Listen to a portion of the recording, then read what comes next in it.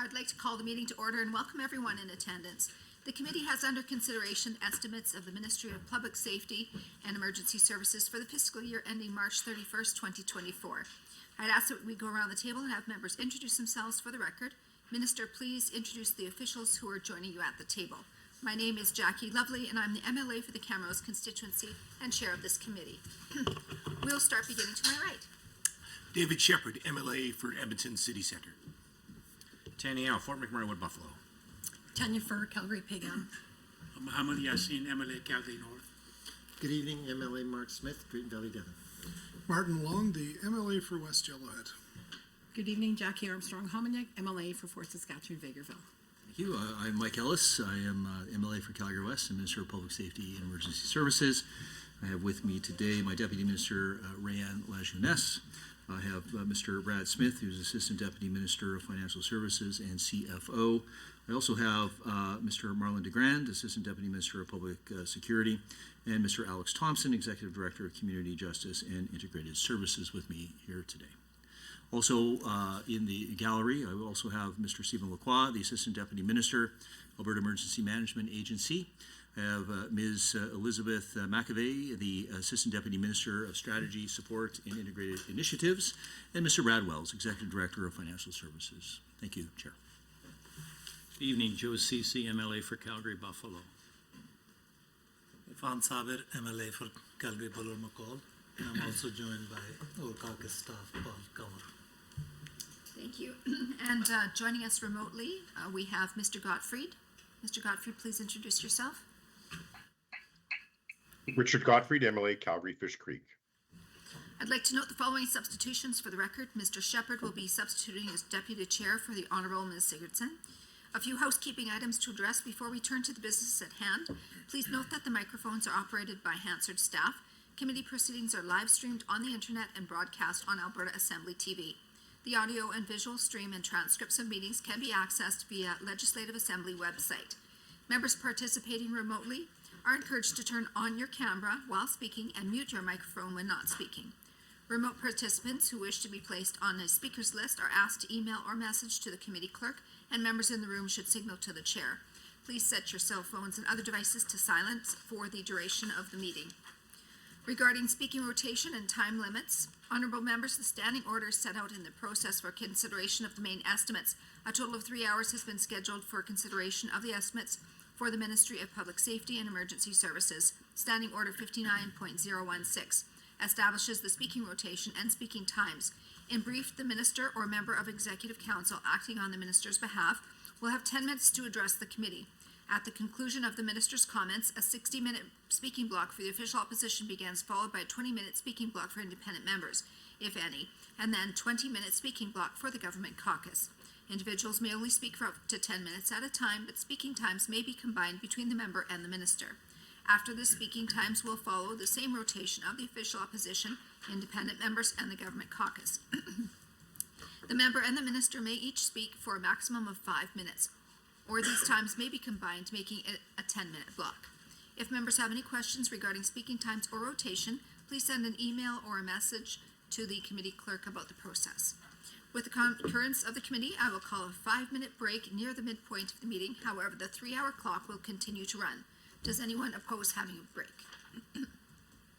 Okay, seeing none, we'll have a break. Pardon me. Ministry officials may present and at the direction of the minister may address the committee. Ministry officials seating the gallery, if called upon, have access to a microphone in the gallery area and are asked to please introduce themselves for the record prior to commenting. Pages are also available to deliver notes or other materials between the gallery and the table. Attendees in the gallery may not approach the table. Space permitting, opposition caucus staff may sit at the table to assist their members. However, members have priority to sit at the table at all times. If debate is exhausted prior to 3 hours, the ministry's estimates are deemed to have been considered for the time allotted in the schedule, and the committee will adjourn. Points of order will be dealt with as they arise, and individual speaking times will be paused. However, the speaking block time and the overall 3-hour meeting clock will continue to run. Any written material provided in response to questions raised during the main estimates should be tabled by the minister in the Assembly for the benefit of all members. The vote on estimates and amendments will occur in Committee of the Supply on March 16th, 2023. Amendments must be in writing and approved by Parliamentary Council prior to the meeting at which they are to be moved. The original amendment is to be deposited with the committee clerk with 20 hard copies. An electronic version of the signed original should be provided to the committee clerk for distribution to committee members. Finally, the committee should have the opportunity to hear both questions and answers without interruption during estimates debate. Debate flows through the chair at all times, please, including instances when speaking time is shared between a member and the minister. I would now invite the Minister of Public Affairs and Emergency Services to begin with your opening remarks, sir. Well, thank you, Madam Chair. Good day, everyone, and thank you for being here. I'd first like to acknowledge that I'm honored to be speaking here today on Treaty 6 territory, the traditional gathering place of many diverse First Nations and Métis people. Today, I will be presenting the Public Safety and Emergency Services Business Plan and Estimates, and first I'd like to introduce my ministry officials. I did miss one earlier, so I'm going to repeat. Ms. Rayanne Lajeunesse, Deputy Minister of Public Safety and Emergency Services, Mr. Brad Smith, Assistant Deputy Minister, Financial Services and CSFO, Mr. Marlon DeGrand, Assistant Deputy Minister of Public Safety, Mr. Alex Thompson, Executive Director of Community Justice Integrated Services, and of course we have in the gallery Ms. Fiona Lavoie, Assistant Deputy Minister of Correctional Services. Thank you for being here. Mr. Stephen Lacroix, Assistant Deputy Minister, Alberta Emergency Management Agency, Ms. Elizabeth McAvey, Assistant Deputy Minister of Strategy, Support and Integrated Initiatives, and Mr. Brad Wells, Executive Director of Financial Services. When I became Minister of Public Safety and Emergency Services, the role came with a very clear and bold mandate to get right to work on making sure Alberta is a role model for safe and secure communities. As a former Calgary police officer, that is a mandate that I've spent my career considering on how to achieve. So even though I've had a limited period of time to carry out that mandate, I've given many years of attention to it. And though there are no easy answers, no single solution to how we keep Albertans safe and ensure people feel secure in their communities, there are a few paths that can lead us in the right direction. That path, should I say, includes creating real solutions to keep people safe while linking those who need help with the services that can make a difference for them. It requires supports for our correctional services and provides the right tools to enhance public safety while facilitating treatment and recovery for inmates. It must ensure Alberta is ready to face any emergency that comes our way, from disaster mitigation to preparedness, right through to emergency response and recovery. And we need to do it all in a way that keeps the taxpayer in mind so that we can create long-term stability in the funding of these important priorities. It's a tall order, but this year we're making some very significant investment in public safety and emergency services, increasing the budget by $163 million to support Albertans and their families to feel safe and secure in their homes and communities and work, of course, on the road. That means that consolidated budget for the Ministry of Public Safety and Emergency Services is about $1.2 billion. When it comes to public security, we're shifting our approach to one that keeps the safety of Albertans in mind, while also recognizing that communities have unique needs and people who need help must be able to find and access resources in the community. Since I was sworn in as the Minister of Public Safety and Emergency Services, I've talked openly and often about the paradigm shift that must occur in policing. No longer will police serve and be seen and used as an arm of the state, but rather they must be an extension of the community, and in fact they must be a reflection of that community. It means that police are not forces anymore, but services that respond to the people's needs when called upon. They are professionals. And that means that we have to put our budgetary resources into greater variety of public safety systems and tools that are available to help. This year's budget for the Public Security Division is $711 million. That includes a significant investment in the Alberta Sheriffs, our correctional facilities, and in the Provincial Police Service Agreement. It's an investment that means more law enforcement resources will be available to increase the number of boots on the ground to make sure Albertans are secure no matter where they live. It includes investments such as $27.3 million for Alberta Sheriffs to increase the number of officers available to serve rural communities, courthouses, correctional facilities, and to support the new exchange of services agreement with Corrections Canada provide sheriff highway patrol equipment, and address inflationary expenses. Support for efforts to improve border security, such as creating a firearms investigative unit within Alert in Edmonton and Calgary to provide intelligence resources throughout the province and deal with illegal firearms coming in from abroad. An additional $5.5 million for Indigenous policing to ensure Indigenous police services have the resources they need to provide safe and secure communities, and $26.7 million funding to boost within contract policing to support communities covered by the Provincial Police Service Agreement with the RCMP for increases in RCMP officers and civilian positions. We've also heard loud and clear from Indigenous communities and municipalities that they want policing solutions that reflect a deeper understanding of the geographical area, the people that live there, the issues that they're facing, who the community leaders are, and what's happening on a day-to-day basis. We want to support those policing solutions because for the police services to be effective and responsive, they have to reflect the communities they service. And local communities should be able to forge that path forward in their own way. That's why Budget 2023 is also offering financial assistance to all municipalities and First Nations and Métis settlements in the province that are interested in investigating the potential benefits of developing a local policing model to keep Albertans safe.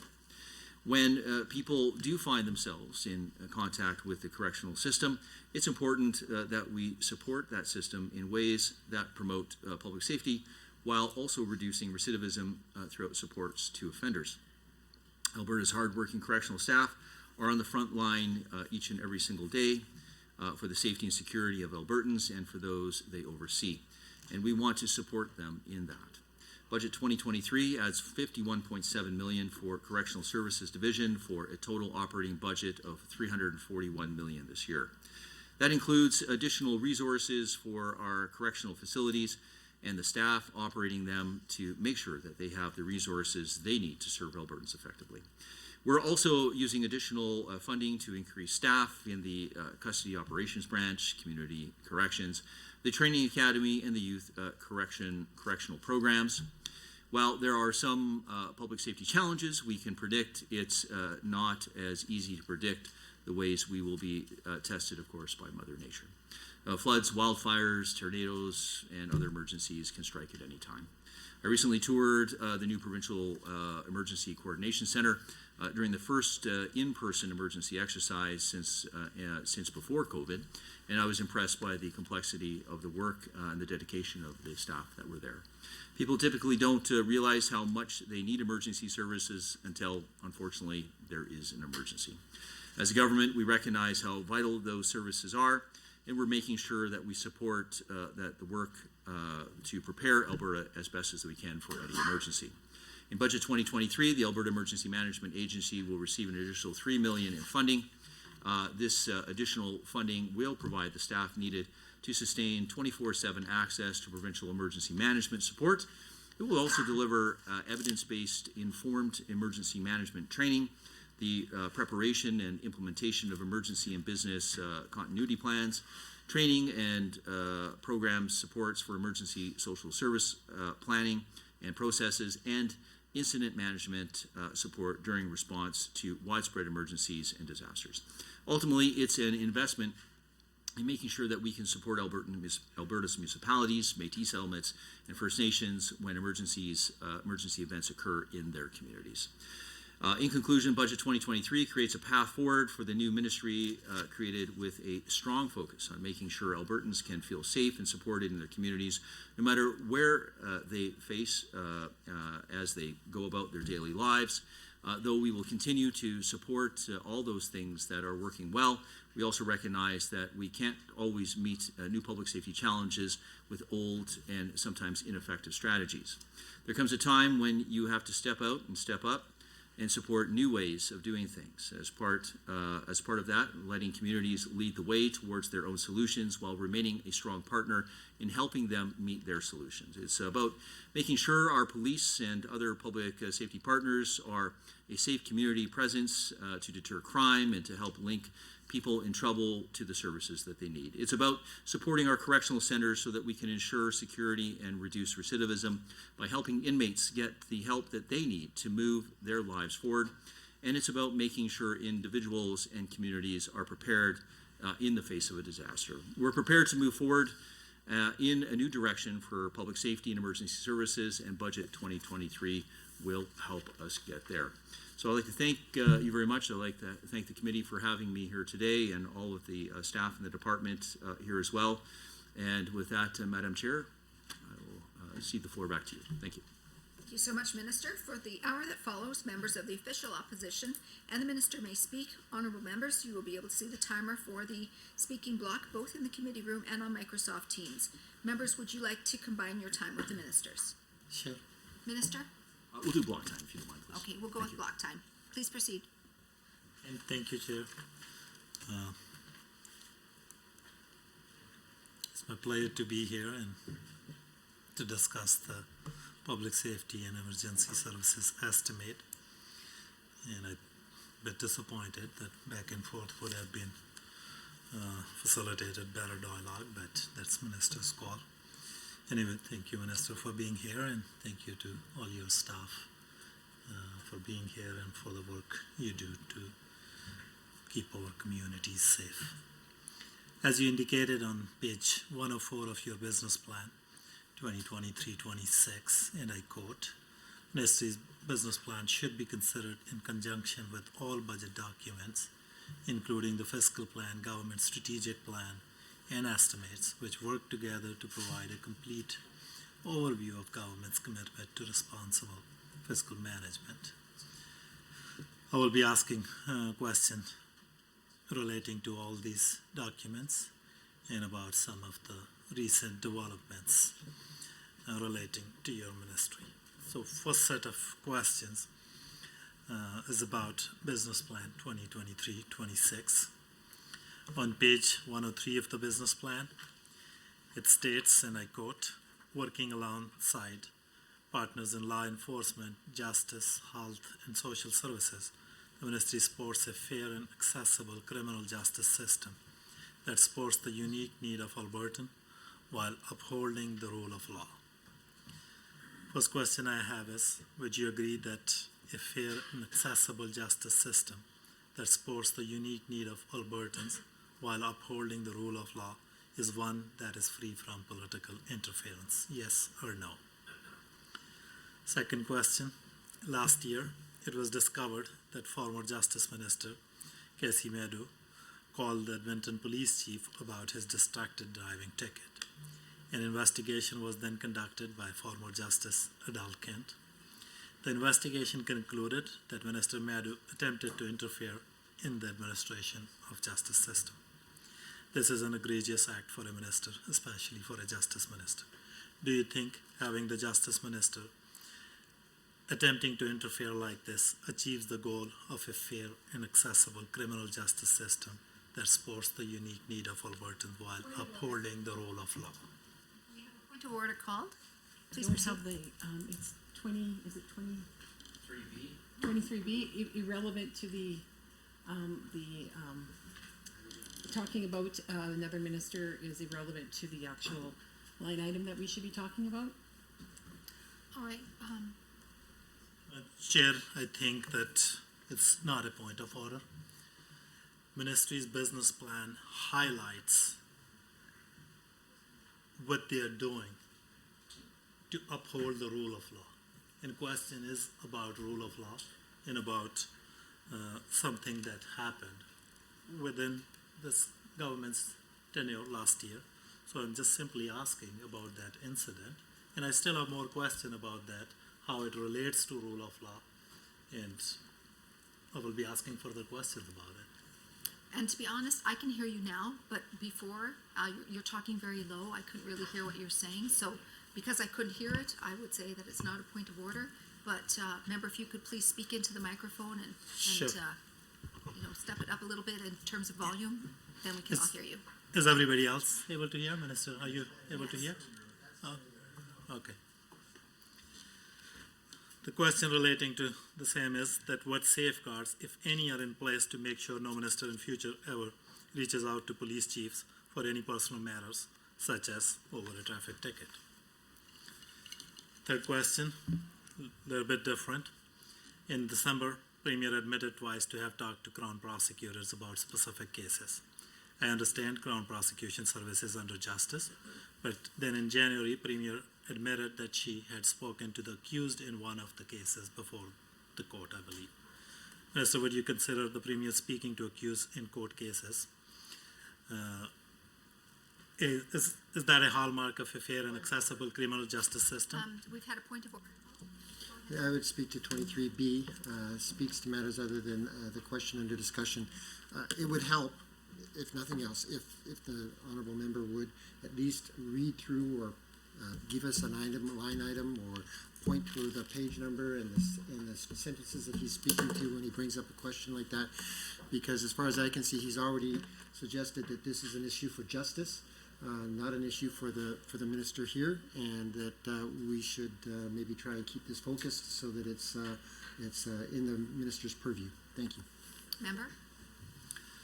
I think I indicated earlier that page 104, which states that business plan, fiscal plan, strategic plan, and estimates should be viewed together to get a fulsome understanding of the ministry. And I also provided reference from business plan, which highlights ministry's role to uphold the rule of law. And my questions are squarely about the rule of law. It's not a point of order. It's fairly relevant how ministry will uphold the rule of law. I'm just going to pause for a minute just to do a brief consultation, so just one moment, please.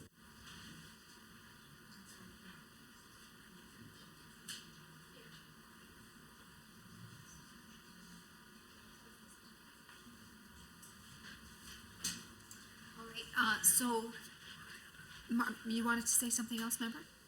Perhaps this we could have a bit of a dialogue here. Maybe I'm getting confused, but you referenced page 104. Page 104 of business plan? Page 104, and I quote, working alongside partners in law enforcement, lists some department, the ministry supports a fair and accessible criminal justice system that supports the unique need of Albertan while upholding the rule of law. Could you, is that paragraph 1, 2, 3?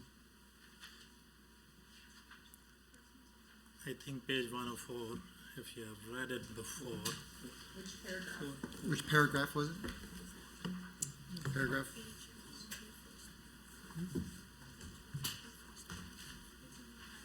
Oh, page 103, first paragraph. Page 103, first Yeah. paragraph? Okay. I thank even you. have written 103, that other reference about Working alongside partners in law enforcement, justice, health, and social services, the ministry supports a fair and accessible criminal justice system that supports the unique needs of Albertans while upholding the rule of law. That's what you're referring to? Okay, thank you. So now with your comments, I can put that into a context. Thank Perfect. you. Okay, let's bring it back to the chair, please. Conversation through the chair. So my ruling is that we really do need to focus on the estimates. So if you could please proceed with your question, member. So the question in that context, I was asking that, Minister, do you think it's appropriate for any public office holder to speak to an accused? And is that a hallmark of a fair and accessible criminal justice system? Next question relates to another significant incident, Coutts border blockade. It's an important border crossing that was blocked for 21 days, and some UCP MLAs visited that blockade as well. It cost Alberta. Sorry, excuse me, honorable member. I'm having a hard time understanding how that relates to estimates in any way. You're really straying here. No, Madam Chair, let me explain. We are talking about rule of law. Alberta's one major border was blocked by 21 days. We're here for estimates. This member. ministry has a role Member, to please play. don't interrupt me. We're here for estimates. I'd like you to please get to the questions. We're here to ask questions of the minister. We're in the budget estimates. If you could please ask questions as they relate to the budget. And so you don't want me to ask question about business plan? Well, you can ask questions about the business plan. So that's about business plan, about rule of law. So under 13.2, I would ask you to explain your ruling so I can understand what's in the, what I can ask and what I cannot ask. Just one moment, please.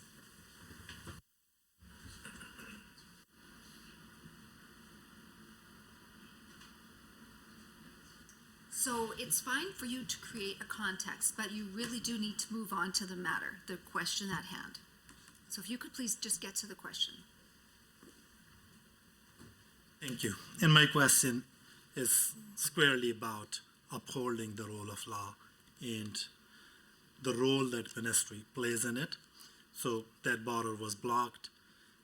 The question I have is that what happened there, what went wrong, why we were not able to uphold the rule of law. Order called.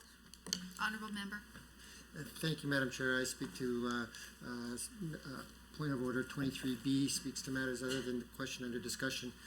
Madam Chair, the honorable member has spoken to page 103 in the first paragraph to the sentence, working alongside partners in law enforcement, justice, health, and social services. The ministry supports a fair and accessible criminal justice system that supports the unique needs of Albertans while upholding the rule of law. That is the sentence that the honourable member has been referring to. I do not believe that that sentence in any way, shape, or form supports this line of questioning. It is referring to a ministry that the ministry will support and work with other ministries like justice, like health, like social services, to support and allow Albertans to have fair and accessible criminal justice system that supports the unique needs of Albertans. That's not talking about anything that we have under the question that is under discussion right now, and therefore I would argue that it is outside of the scope of this budget estimates. It does not refer to the budget estimates, and it should not be put forth to the minister. Thank you. Member. Thank you, Chair, again. As I said, that I'm trying to tie my question squarely with ministry's obligation to uphold the rule of law. That's in ministry's business plan. That's the opening line of ministry's business plan. That's what ministry exists for. And law enforcement plays an important role in upholding the rule of law. If our border gets blocked, we don't send MLAs to open it. It's law enforcement who does that job. So simply the question is, what went wrong?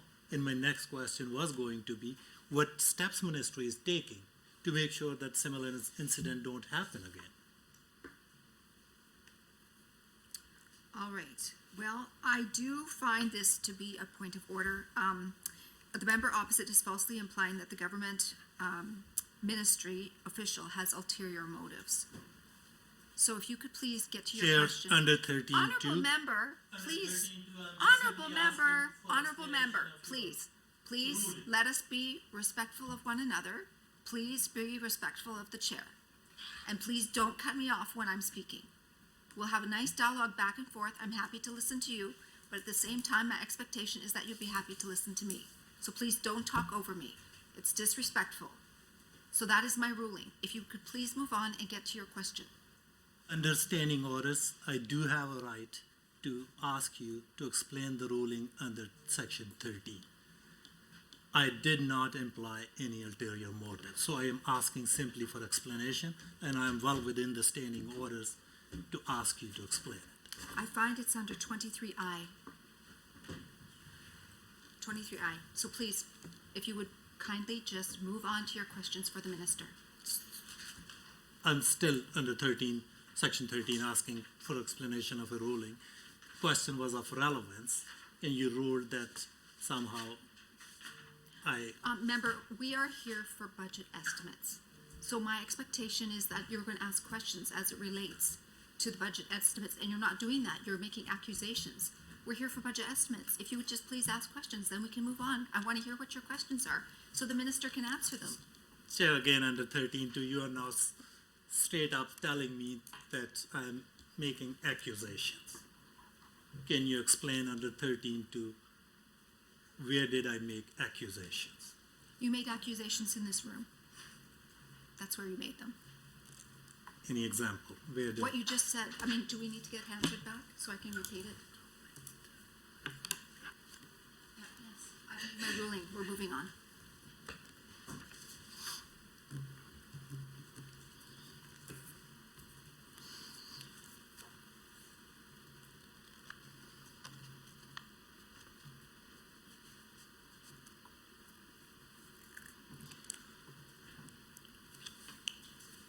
Well, these were the questions about rule of law, so I will move on to page 103 if government doesn't want to hear this. The ministry also leads the coordination, collaboration, and cooperation of all organizations involved in the prevention of, response to, and recovery from emergencies in the province. The collaboration of these organizations ensures our province is prepared for and resilient to the impacts of disaster, end quote. The question I have is, what specific role your ministry plays in it, and how much money does the ministry spend on these efforts? Second related question, on June 13, 2020, Northeast Calgary was hit by Canada's fourth largest natural disaster. It was a significant event and people are still trying to recover fully from its impact. We did not see any government support, response, or coordination efforts there. Was there any analysis done on that disaster? And what can be done differently when it comes to government response and recovery from it? Any advice for those living in Northeast Calgary should there be another hailstorm? Page 103, with 8 provincial adult correctional center, 2 provincial youth correctional center, and over 40 probation offices across the province, the ministry is responsible for custody and supervision of adult in custody. And in relation to that, I have questions that what's the total inmate population in all these centers and how it compares to the previous year. It also talks about the rehabilitation opportunities. So what rehabilitation opportunities are available to inmates and how do we evaluate those, whether they are effective. Same para, page 103, it says the ministry strives to support, guide, and inspire the correctional services client to make positive, sustainable, and lawful choices in order to reduce their interaction with the criminal justice system and ensure strong communities across Alberta. So, Minister, can you talk about these efforts with some specific examples that what steps you have taken in this regard? Page 103, Ministry provides policing services through an agreement with the federal government that establishes RCMP as the provincial police service and supports municipal policing through policing grants. So question I have is, what's the total cost of these agreements to the province? What is the total amount that federal government provides as subsidy for these agreements? Second question I have is that there are 47 municipalities and 22 First Nation communities who have direct agreements for contract policing with the RCMP. So, question I have is that do you have any role to play in those agreements? Second, what's the cost for the province for the agreements with these 47 municipalities? What's the cost for the province for the agreements that these 22 First Nations have in place with the RCMP?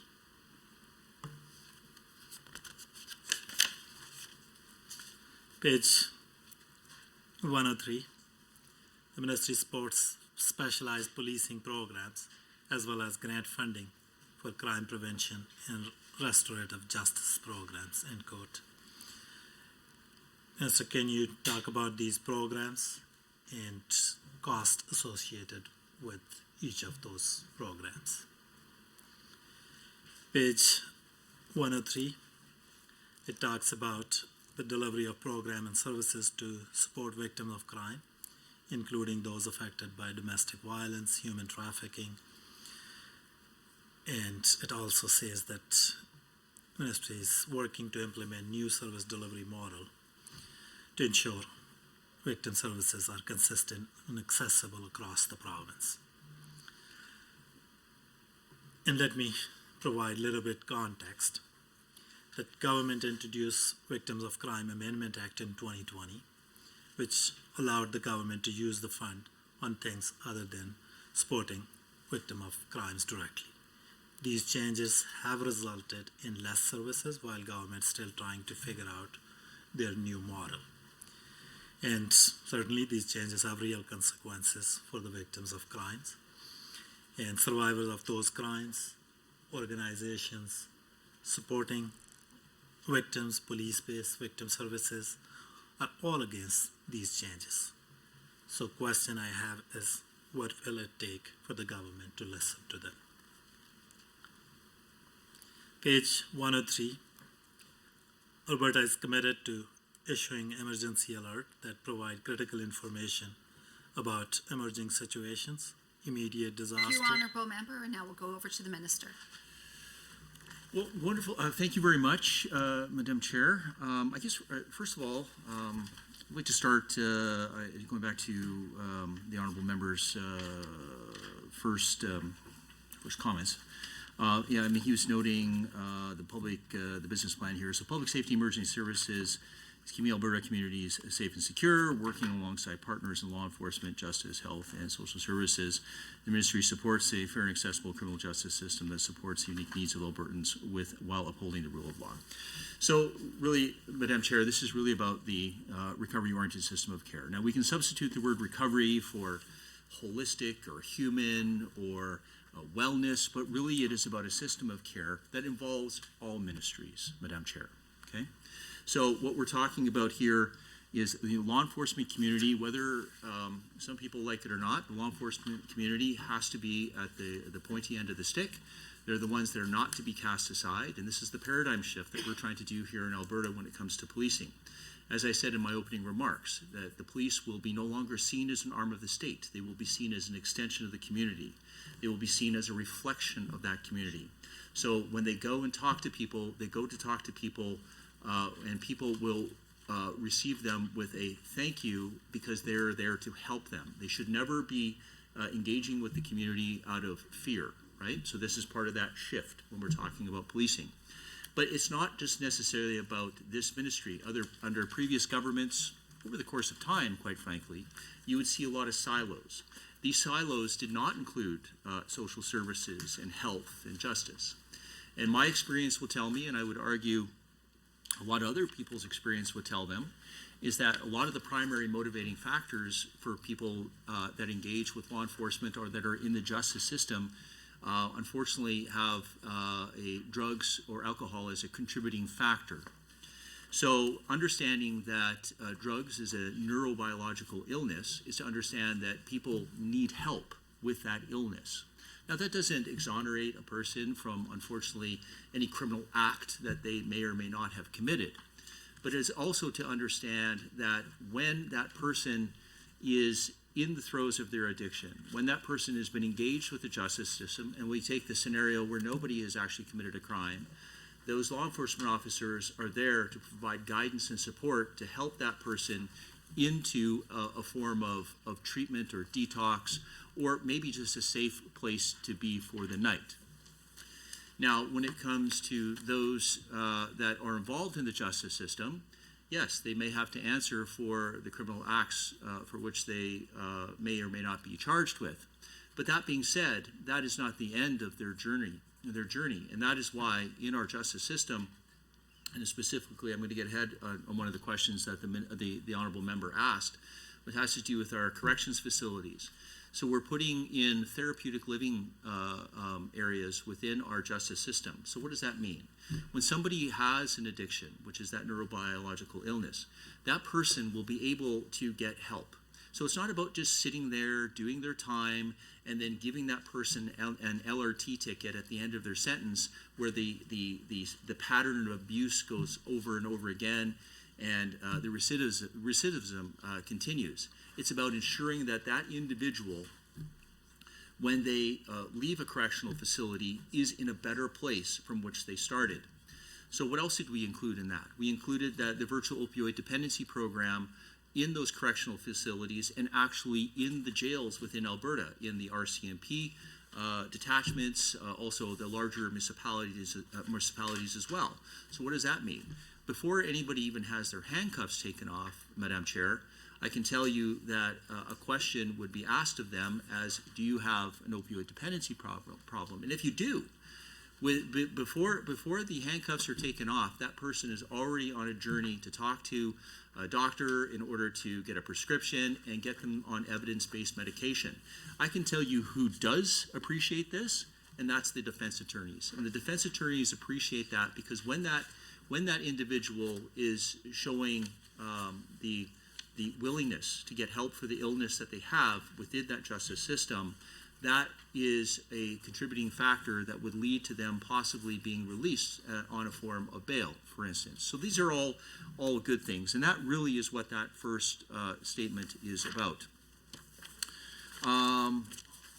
Let me just talk about Crown prosecutors for a moment here. Look, Crown prosecutors, I can tell you that their integrity is something that I believe should never be questioned. I think that in regards to the incident that member was talking about, I think that the Crown prosecutors have put out a statement. I will further add that this is related to obviously the justice portfolio. But that being said, I believe that Crown prosecutors who work very, very hard, have heavy caseloads, do their jobs with the utmost integrity, and I do not believe that they ever should be questioned, quite frankly. Now, I will add that in regards to the Coutts blockade, I will actually pass it over to my Assistant Deputy Minister, Marlon DeGrand, to talk on the level. Oh, sorry. And before I do that, Marlon, let me just be very clear. I believe that, and I've been very public about this, so this is not the first time anybody should be hearing this, okay? I believe no politician, and I'm going to say this again, no politician should be directing law enforcement. No politician should be certainly directing anything to do with the justice system. And, you know, and to the member when he said, you know, we don't send LAs, well, I would argue not only do we not send MLAs, we don't send the law enforcement community.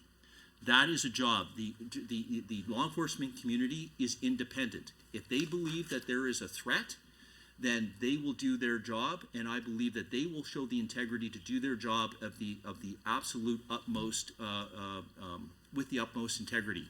But it is not the direction of me, and it is not the direction of any politician to be telling law enforcement to go and execute whatever political belief that they think that they may have. But with that, I'm going to pass it to Marlon DeGrand. Thank you, Madam Chair. Thank you, Minister. Thank you, sir, for the question. And the role that I played during the Coutts border blockade was the direct liaison to the commanding officer of the RCMP who were responsible for the operational response to that from a policing perspective. My role as the ministerial or the departmental, representative was to communicate on a regular basis with the commanding officer, obtain updates from the commanding officer in relation to the status of the event, and to offer any assistance that could be offered from the department to the RCMP, who were, of course, in command and control, which included, of course, at different times allowing for our sheriff's branch to support the RCMP operationally. But once turned over to them, they, of course, retained command and control of the incident. So I didn't direct the operations in any way, shape, or form for the police, and I was actually quite careful to avoid doing that, sir. Okay. Thank you very much, Assistant Deputy Minister. You know, another question you talked about is related to Alberta Emergency Management.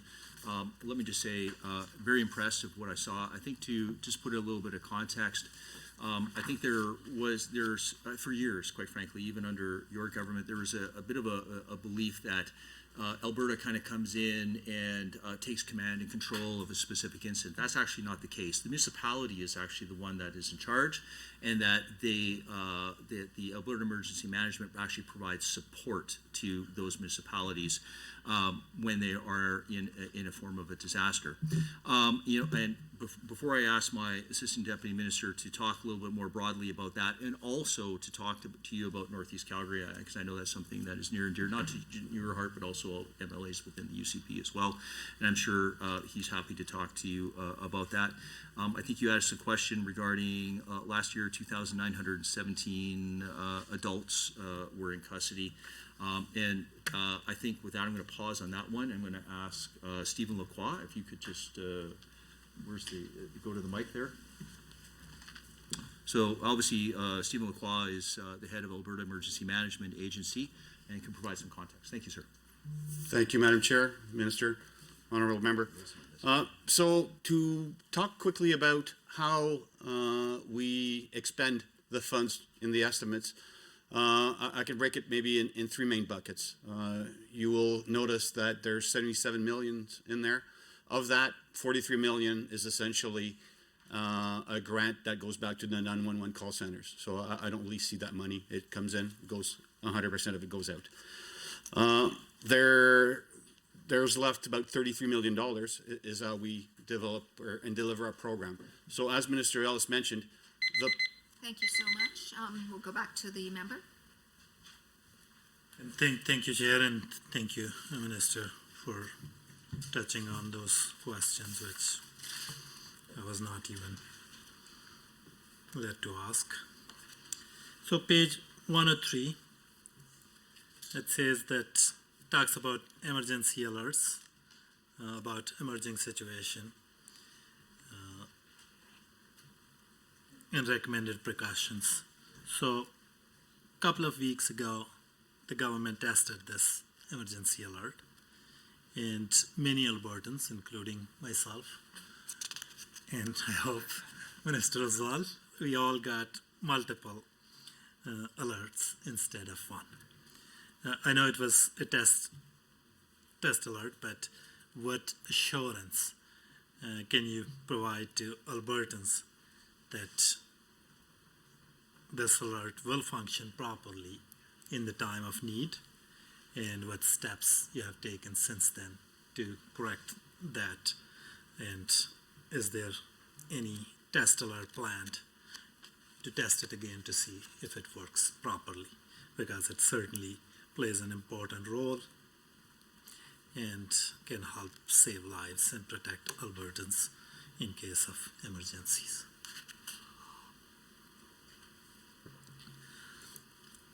Page 104 talks about government action to reduce police response time, deter crime, and reinforce property rights.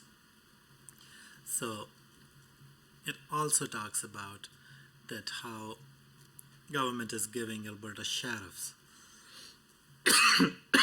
sorry.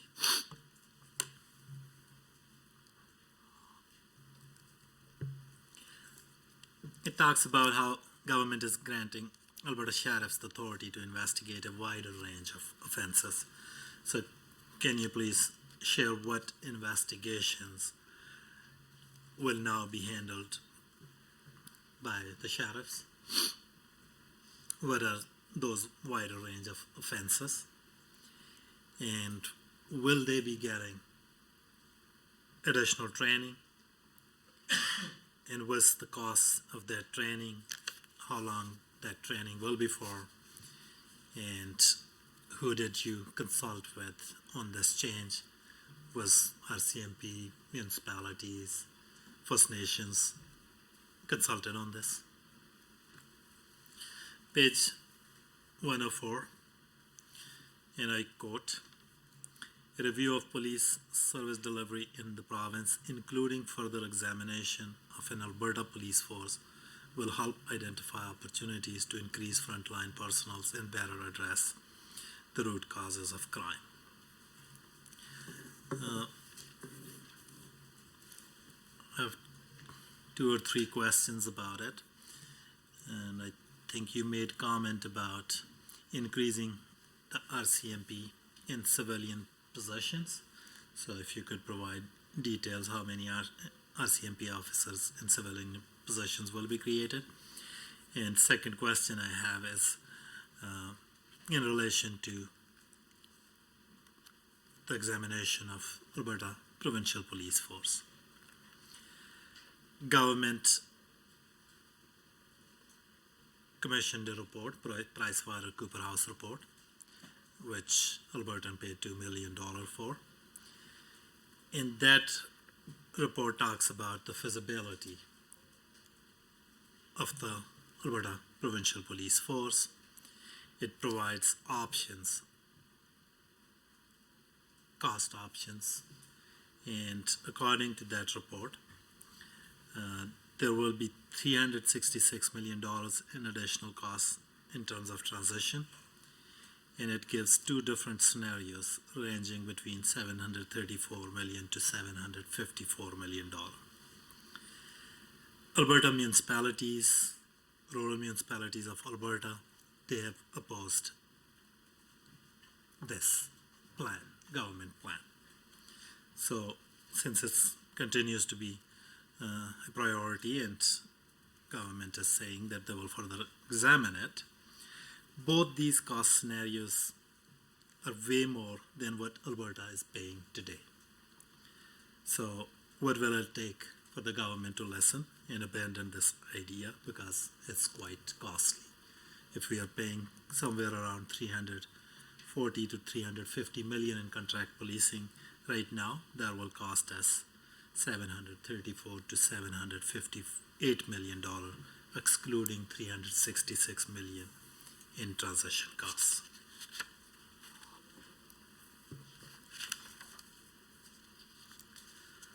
Page 104 talks about ministry's work with mental health and addiction and other partners to support a recovery-oriented system of care. You talked briefly about it, and I do really appreciate the experience you bring as frontline police officer, and also that shift in paradigm that how police need to work as an extension and reflection of the community and reflect the community needs. So again, the question is that what's your ministry's role in establishing, maintaining that system of care? And it also talks about therapeutic units in correctional facilities. So how many of these units are already there in Alberta's correctional facilities? And what's the cost of these units? How many employees are working in these units? And what's the intake like? What's the caseload like for these units? Page 104 talks about reducing the impact of regulatory and administrative processes. Talks about essentially red tape, and then also talks about undertaking a review of permit approvals to seek feasible opportunities to streamline process and reduce wait time for Albertans. So, couple of questions. Can you provide some example of the work your ministry has undertaken that will count as reducing red tape? Second question, when did that review of permit approval started? Who is doing it? And will there be a public report? And also talk generally about what kind of permits we're talking about here. Page 104.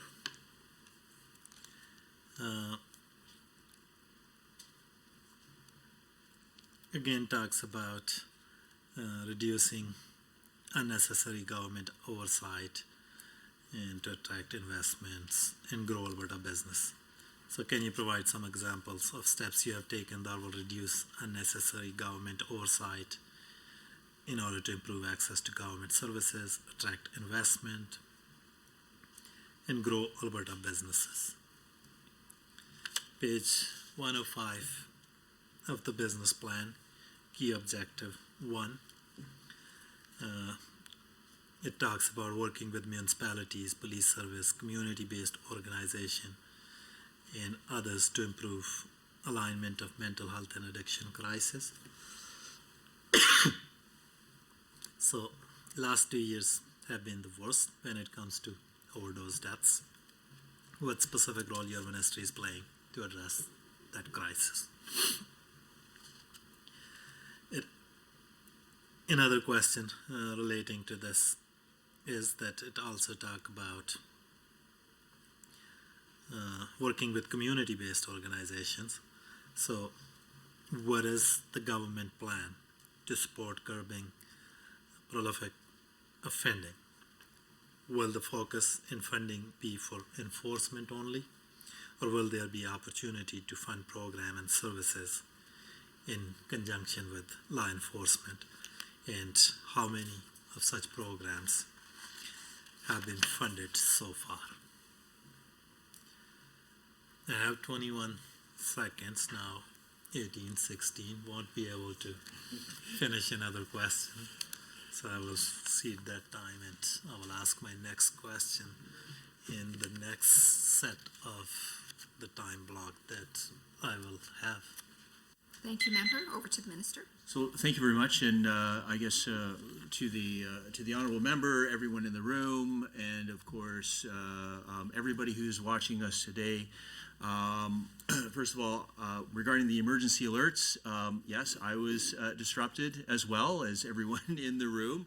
I'm going to ask my Assistant Deputy Minister, Stephen Lacroix, to come up and speak to everyone about this. I appreciate the fact that he's willing to take the bullet on this. However, all the memes are about me. So, go ahead, Deputy. Madam Chair, Minister Steve Lacroix, Managing Director of the Alberta Emergency Management Agency.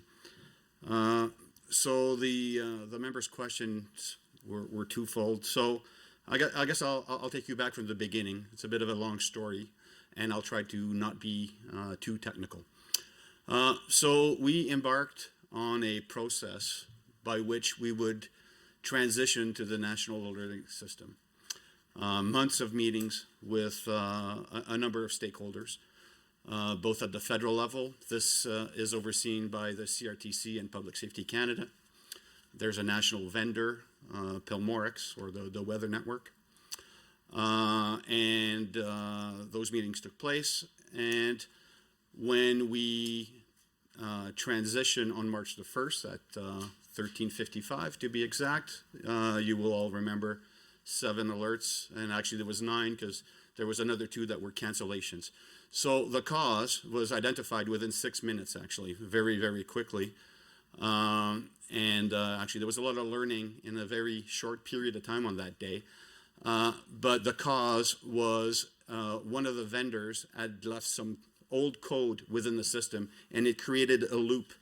So these systems are meant to be unidirectional, so go one way, but this one was pinging against the federal system, which created that loop.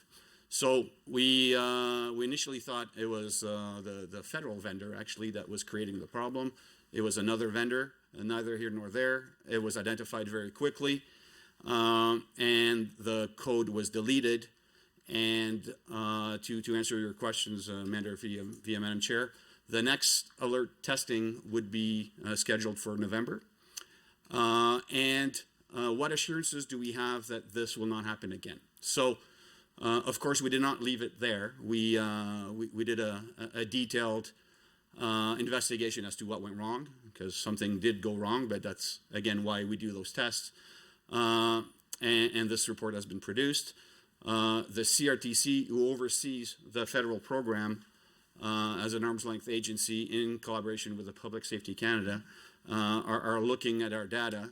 But from an Alberta perspective, there was already another Amber Alert issued locally that did not generate any such looping mechanisms and troubles for the system.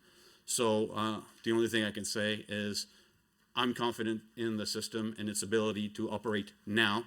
I'm extremely confident that what happened during the testing is not going to occur again. Thank you very much. Thank you, Assistant Deputy Minister. And, I will say that, I've been doing this for 8 years and I've never seen a group of MLAs more interested in an answer to an estimates question in my life. So kudos to all of you who were listening, and thank you again. You know what, let me just say this.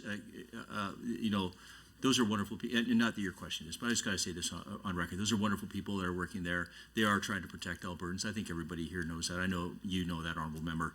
And, this is why we do the test, right, is really what it boils down to. So thank you very much. I'll go on to your next question, which had to do with, government action, had police response times and sheriffs.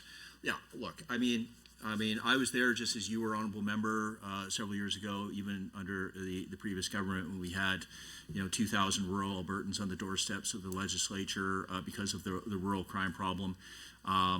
Sadly, the stories when it comes to rural crime, have not necessarily at least alleviated to my satisfaction. I will tell you that the sheriffs have done a great job in alleviating some of the pressures for the RCMP, especially when it comes to impaired driving. I know that there's probably been well over 2,000 cases, I believe it was, 2,000 cases where the sheriffs were able to do the impaired driving themselves. Now, under the past protocols, of course, they would have to call in an RCMP member, which take them away from their regular duties. And so we're trying to do what we can to alleviate that pressure. I've also said very publicly as well, I quite frankly don't care what the uniform is. When somebody calls 911, I need somebody to show up, right? And I don't think there's anybody here that would disagree. I know, it's tough for folks that are living in Calgary and Edmonton and some of the larger municipalities that have their own police services to really understand that, because when they do call 911, the police will show up. But sometimes that tends to not necessarily be the case in rural Alberta, and these are not just one-off anecdotal stories. This was a consistent message that myself and my predecessors had heard time and time again. So when it comes to the sheriffs, yes, and maybe I might get Marlon to maybe talk about the training and the additional costs to that. But ultimately, for those who are the highway patrol, and just I'll put a little context, those who are the highway patrol officers, there's different levels for the sheriffs. You, of course, have the court and prisoner security component of it. You do have the ones that do prisoner transfers, and then you have the folks that do the highway patrol. Those highway patrol officers are really the closest thing that we have to police officers while still being peace officers. Now, the training gap on that is actually very, very minimal, but the thought process with that is to augment the current RCMP. So it's not necessarily to take over in any way. What it is if the RCMP need backup, or if the RCMP have a sheriff who is a bit closer to a call, great. That sheriff can go, and then the RCMP will then follow suit to finish the call. So it's really just augmenting and providing support. But yeah, go ahead, Marlon, if you want to add some further context to that regarding costs and the training gap. Yeah. Thank you, Madam Chair. Thank you, Minister. Thank you, Member. Really quickly, the training gap is, as the Minister articulated, quite small in terms of the enhancement to the Sheriff's Highway Patrol, which will now be moving towards being able to respond in the first instance to support the RCMP in emergency calls. Training gap is probably going to be less than a week of training, and it's really designed to ensure that they mesh operationally with the RCMP's standard operating procedures, and to ensure that they have the right equipment and training to deal with the myriad of new types of calls that they might be facing. The cost for that is estimated at about $0.5 million or $500,000 for this year. And thank you. And just, I know Marlon can answer the next question better than I did. You talked about increasing RCMP in civilian positions. Marlon, could you just talk a little bit about, I think the cost to that and how much we're adding to the current RCMP? Thank you, Madam Chair. Thank you, Minister. Thank you, sir. The RCMP budget is increasing by 20, and I'll have to give you the number. It's $25 or $26 million. I'll have to get that for you momentarily. In total, part of that is, of course, is in large part associated to the police funding model reinvestment.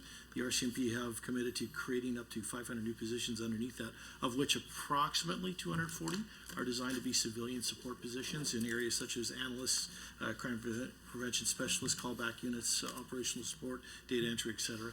And it's passed me about $25 million is the increase. The reason I say approximately 240 civilian positions out of the approximately 500 that we're creating is the year 4 expansion is still being worked on in terms of how the RCMP will actually disseminate those positions and the funding that they're being provided. Good, thank you. And, I'll just reiterate again, as I said publicly as well, there is no decision that has been made regarding an Alberta Police Service. I think just for the members to be aware of, the contract with the RCMP does run out in 2032. The federal government, Public Safety Canada, has signal checked on several different occasions regarding their desire to maybe not continue doing contract policing, and that is why British Columbia, Saskatchewan, New Brunswick, Nova Scotia are all looking at alternative models. British Columbia, for instance, in an all-parties committee that consisted of the NDP, that consisted of the Green Party and the Liberals, were all in agreement that they need to start looking at another model. I've said this before, it would be negligent on my part as we get closer to the year 2032 that we do not we have to explore all options, and that's why we want to empower municipalities. Thank you, Minister. Over to the member. Thank you, Chair, and next opportunity, if you can speak to the increased costs that are projected by PricewaterhouseCoopers report, that'd be great. And I think there were a couple of other questions. I hope that you will be able to address them in next block. If not, I would appreciate if you undertake to provide answers later on. So next set of questions is about outcome. Key objective 1.2 that talks about increased border sports to keep guns, drugs, and other crimes out of Alberta. So, simple question is that, can you talk about the steps you have taken and what does this increased border sport means or looks like?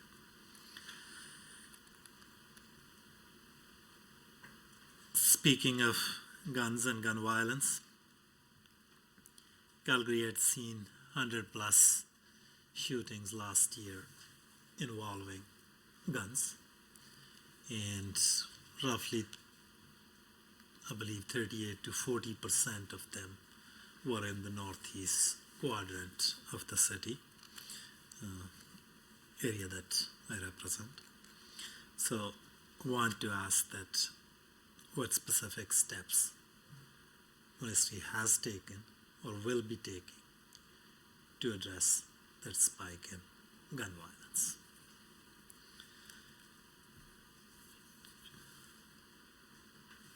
One 1.3 talks about enhanced authorities. I think you briefly talked about the new powers that sheriffs will have. But I think question I asked was more specifically about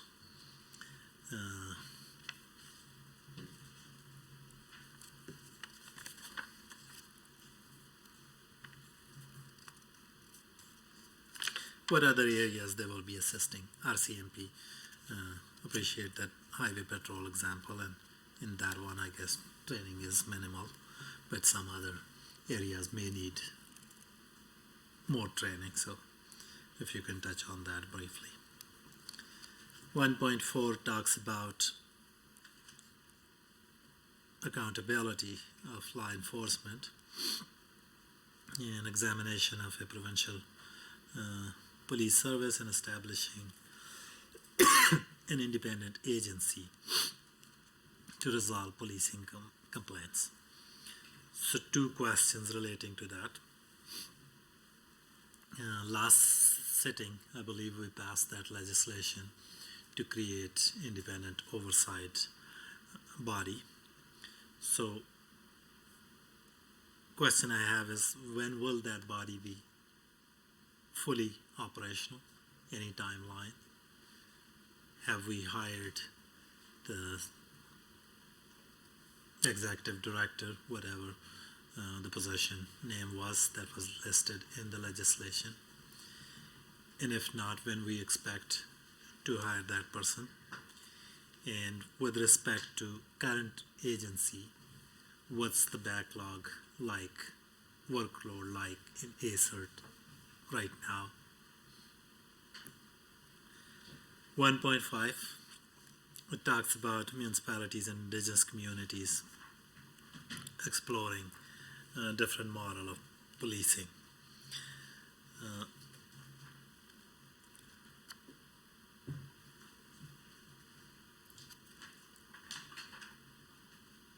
I think earlier you mentioned some supports 5.5 million for indigenous policing.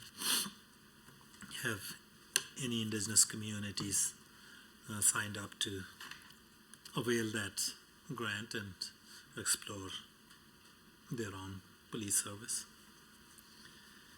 Under page 105, under initiative supporting key objectives, 1.7 million will support increasing surveillance in rural communities through the expansion of Sheriff Investigative Unit. I would want you to talk briefly about this Sheriff Investigative Unit, and then about the kind of surveillance that is happening, or that will happen, and who will oversee this program. And I certainly recognize that it's an important function of your department, but given that the Lethbridge Police unlawfully surveilled our MLA colleague Shannon Phillips, and concerns about bias and racism, it's important to know that how that surveillance is conducted, what checks and balances are in place. And also, are you reviewing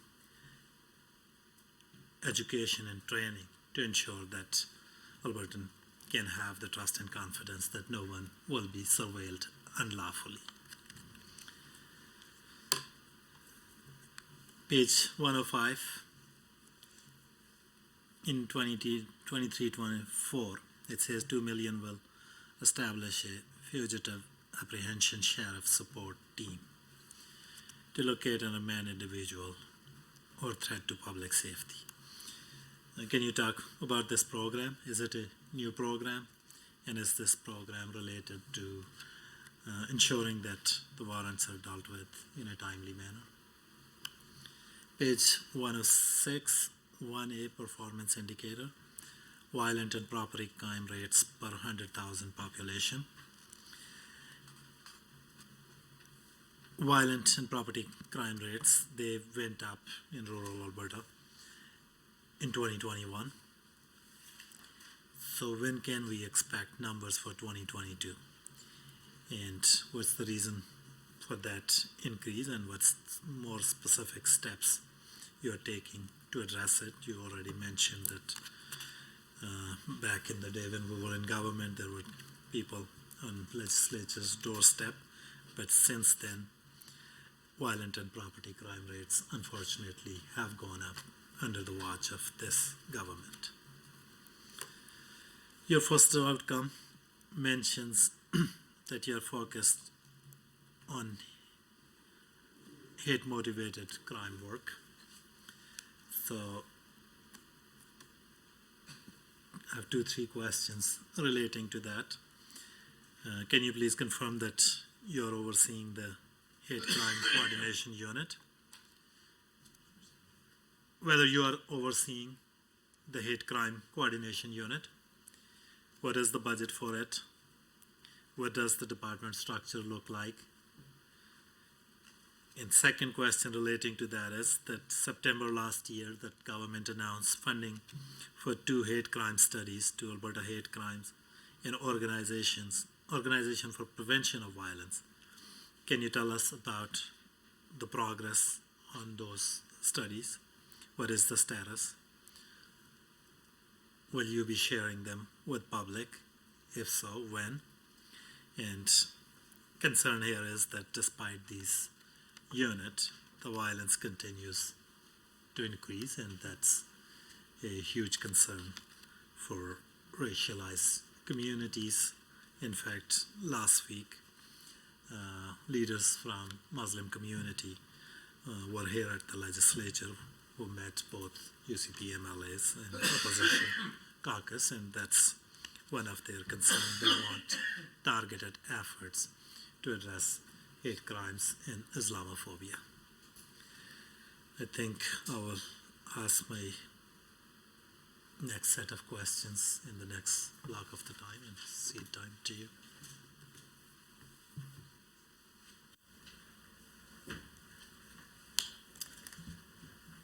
Oh, sorry, Minister has 8 seconds, you said?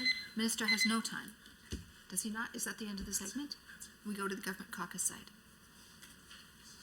Thanks, Madam Chair, and thank you to the Minister and his team for being here tonight, and for the important work that you do. Certainly, there could be no one better, in my opinion, to hold this ministry than somebody with your background, and the job that you did previously and that your colleagues do and everyone does in policing is can't be stressed enough that it truly is one of the hardest jobs in the world, where they literally are putting their lives on the line every day, yet at the same time is one of the most scrutinized and criticized and critiqued positions. Yet, as I clearly recall you saying once in a member statement, these are the same people that are the most scrutinized and criticized, yet would when someone calls them, they're there and they put their life on the lines for Albertans. So thank you for that, for the previous role you had and the role that you're doing right now, and to your team and ministry for being here tonight. So why don't we start off, if we look at page 91 on the $27 million increase. I know our government has been further utilizing the sheriffs to fill in gaps that are currently in the policing system, such as the pilot projects that are currently being undertaken with the Calgary Police Service and Edmonton Police Service. So I've got a few questions on that. The first one being is, can you elaborate on how much is going to the Alberta Sheriffs? Sorry, Madam Chair, out of respect for my colleague in the opposition, I should have told you I'd like block time for the UCP members as well. Oh, I forgot to ask. Yeah. I knew you guys would work it out. Okay, thank you. All right, so just. Thank you, Minister. My thank you. apologies. I failed to ask that question. Thank you for jumping in. So yeah, I'll go through my questions then. We know that the Alberta Sheriffs are being utilized further, and hoping that you can provide further details on what specific new initiatives they're undertaking with this raise, and how many new sheriffs are being recruited due to this increase. And we also understand that there are a few different kinds of sheriffs. We want to know what kind of sheriffs will be recruited with this additional funding and what impact this will have on public safety in Alberta. Further, we know it's important that Albertans are supported when they interact with the justice system and are victims of crime. Key objective 2.1 in the business plan is to, quote, continue to improve support for victims of crime, including the implementation of a new victim service delivery model to ensure victims receive the help they need when and where they need it. So I'm hoping that you can highlight the ways your ministry supports victims of crime, and perhaps give an overview of how the new victim service delivery model is going to work. Continuing on or staying on with key objective 2.1, hoping that the minister can tell us what funding is allocated to supporting victims, On page 108 of the business plan in the estimates, there is funding for capital investments for victims of crime and public safety fund. So looking for the minister to tell us what those capital investments are. On page 91, again, back on page 91 of the fiscal plan, it mentions the creation of an Alberta office to combat trafficking in persons and a center of excellence. So looking for you to please expand on how those offices will assist in preventing human trafficking. Page 91 also mentions the creation of an Alberta office to combat trafficking in persons and a center of excellence. Can the minister expand on how these offices, again, as I mentioned before, will assist in preventing human trafficking? Those were some of my questions. Am I able to cede my time to Minister Yassine? Okay, I'll pass it to Minister Yassine to continue. Thank you, Madam Chair, and thank you, Minister. Can I go back and forth or still block? They said block at the beginning, you can't change it. Thank you. Thank you, Minister. Thank you very much for the work that you do in this difficult mission. I know that you brought in a lot of experience and wisdom into this particular file, and that is much appreciated. And I think you said earlier in the beginning, a fundamental change. I think you call it paradigm shift. And I am aware of two things that will certainly qualify it in terms of saying it a paradigm shift. First, what you said, I think police will not be seen as an arm of the state, but as an extension or reflection of the community they serve. And second, I also heard in some communication that police would wear body armor, which would be good for police as well as people they are trying to protect and help. So, though there may be other things there as well, but I am so thankful for you, for you for making it happen like that. I think police, as for most part of the society, and particularly newcomers, it's very important that they see police as part of them, reflection of them, and friendly police. So thank you for that, and thank you also for the people who help you beside and behind you to do the job that you're doing. Now, I want to focus on a key objective 1.1.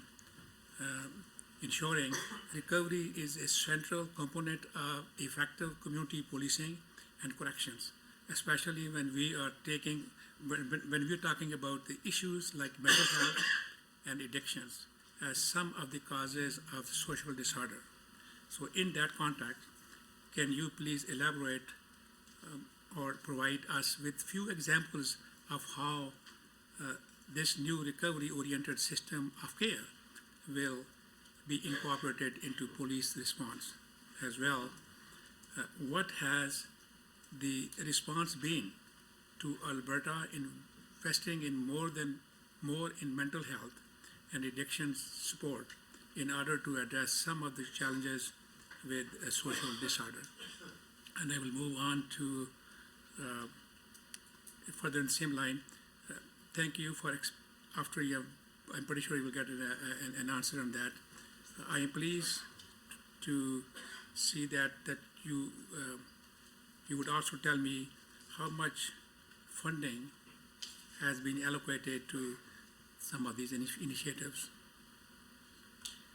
And then I will move on. Now I move on to a different subject a little bit. On page 179 of government estimates, documents under investment, it shows more than tripling the investment in public security over the last year. I think it's going up from 695 million to 2695 million. A huge increase there. Can you please expand on what investments are planned with this huge increase? And that is pretty well what I had, Mr. for you. And thank you very much. I will pass on my remaining time to MLA Armstrong and Hamlet. Thank you, Member. Chair, through you to the Minister.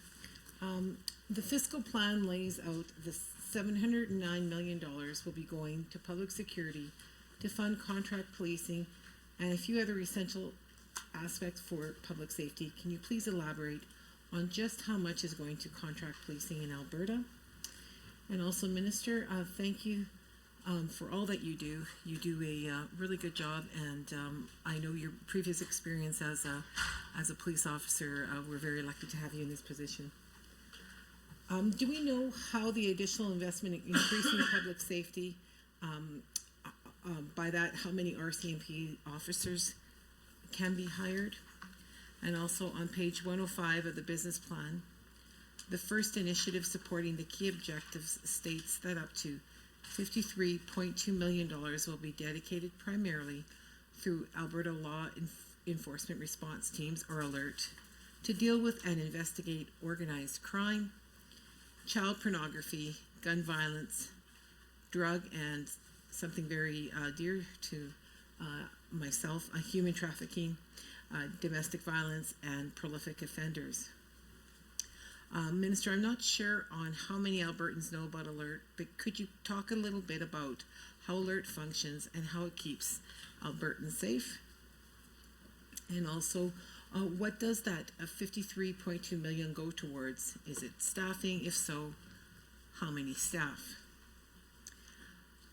Chair, through you to the Minister, on page 105 of the business plan, I also see that $2.4 million are dedicated to creating a new firearms investigative unit within ALERT to combat firearms violence. Thank you so much. Now back to the Minister. Well, thank you very much to my colleagues, and thank you again to the chair. So I guess we'll first go to Honorable Madame Fur. So you were talking about the Alberta sheriffs and, of course, public safety. I think we will be, should I say, Province will invest an additional $27.3 million in Alberta sheriffs to ensure rural communities and courthouses, correctional facilities have access to law enforcement resources Albertans need. And let me be clear, like, boy, I tell you, you know, the Alberta sheriffs, you know, I would argue that you know, they were running a very, very tight ship. I certainly appreciate all the wonderful men and women that go to work every day. They put on their uniform and they go and they do their job, and they provide safety within the courthouses. They do prisoner transfers, and talking to somebody who has done prisoner transfer in the past and one of my previous occupations, I can tell you that that can be a dangerous job. So kudos to the wonderful men and women that are out doing that every day.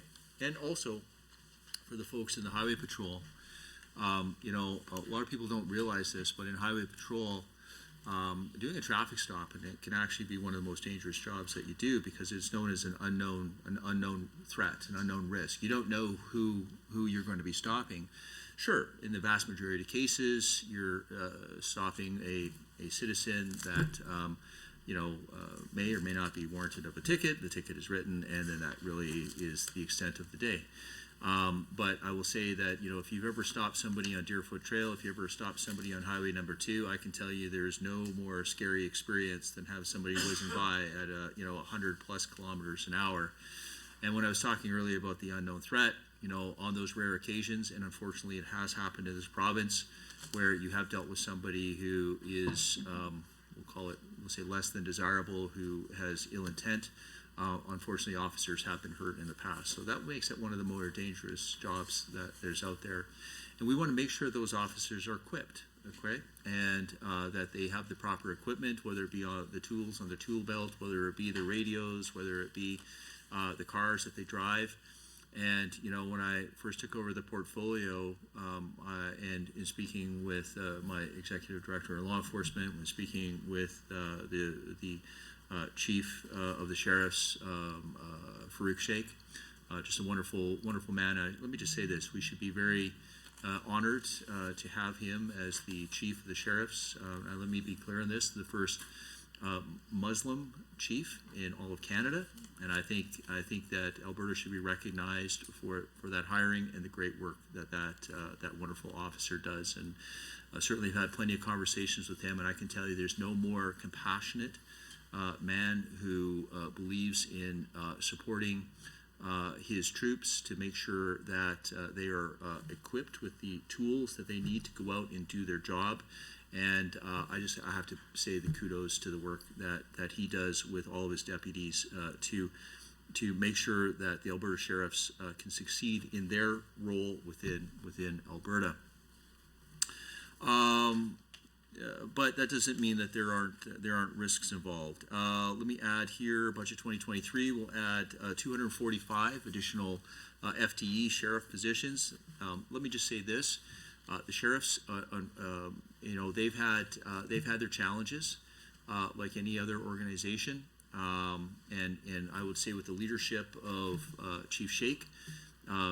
He's been trying to fill those gaps. He's making it a warm and welcoming place to be. He's improved the hiring processes that they have within the sheriffs, and he is hiring top-notch and quality people that are going to out there to protect not only the courthouses, to do prisoner transfer, but obviously go out there on the highways, and additionally, as we have noted here, which is part of the reason why we're hiring the additional sheriffs, is to go and back up our RCMP members in rural Alberta, who definitely need that help. And then, of course, as we have seen, and obviously as this committee is fully aware, we've had social and civil disorder in our two largest municipalities. And, I would say that if there was any complaint that I have received regarding the sheriffs that are deployed in Calgary and Edmonton, is that it's not enough and we need more. That has really been the feedback that I have been getting. And I will say that working with my executive Assistant Deputy Minister, Director of Law Enforcement, along with Chief Sheikh, certainly we're looking and exploring all options to make sure that the citizens of Calgary and the citizens of Edmonton are protected. And I've said this before, and I will continue to say this. There are people that, we want to make sure, should I say, that we protect those who are most vulnerable. I don't think anybody disputes that. But we can also have the balance while protecting the public as well. And that's fair, right? And that's why we're equipping these officers with the necessary tools that when they do engage, and this I'm talking about whether it be the sheriffs, whether it be the Edmonton Police Service, the Calgary Police Service, we're making sure that they are equipped with the tools so that when they come across somebody who is a vulnerable person who has not committed a crime, that they have those tools in order to direct that individual to get them the help that they need. Now, I know one of your colleagues, I believe, and I know I'm jumping slightly, had asked a little bit about that. What are those tools which are part of that recovery-oriented system of care?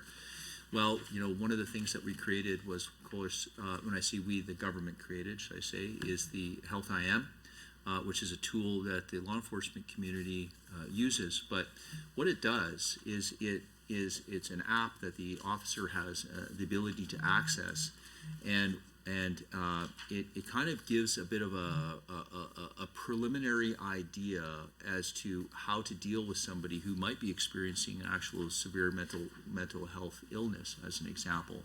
So there's a series of questions that is asked, and they fill in the blank sort of thing. And then, it may say, take them directly to the hospital. That person may be posing a danger to themselves or others, and therefore the person is then taken to the hospital under what is known as a mental health warrant of Form 10. Or it may notify that officer that there may be some alternative places, maybe a mental health facility, maybe an addictions facility, maybe some sort of place that may be better suited for that individual to, again, help direct that person. I'll just say this from talking to some of those officers: if it means driving that person to get the help that they need, they will do that. And I've seen that with our public safety task force teams. I was out there fairly recently in Edmonton. I walked the walk, I walked the beat with them. And I tell you what, those men and women, I've never seen a more compassionate group of people that when they were engaging with those individuals, it was not about 15, 20 years ago when I was policing the street and there was no resources available for people. It was always about move them along. But where do you move them to? And that's not what it was about. It was engaging on a real personal level with the people that are vulnerable, that need that help, and then directing them into the necessary resources, whatever that is going to look like, so that they can actually get the help that they need. One of your colleagues talked a bit about the body cameras. Let me just be very clear on this.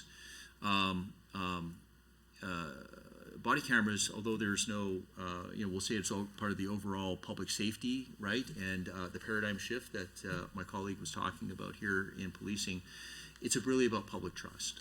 And the public trust, the accountability, the transparency. I can tell you that I had an opportunity to tour the Calgary facility. Calgary is the first in Alberta to have done the body cameras. And the level of professionalism, the ability, the transparency, and it works on both sides, right? It ensures that the police officers are conducting themselves in a level of professionalism, which is the expectation that all Calgarians, that quite frankly all Albertans should have on professionals who are out there serving the public in that paradigm shift that we talked about. But also, it goes both ways, right? It protects that officer as well against any false accusations. So, to me, it's a bit of a win-win for everybody. And I would say that there have been a number of complaints that actually have been resolved as a result of that body-worn cameras. I can see I have 12 seconds, so I'm going to do what my friend here did and kind of talk for a few moments. But I'm happy to talk further about answer some of the other questions. I know I'd love to talk about Alert and their function as well. Thank you, Minister. We'll take our 5-minute break now.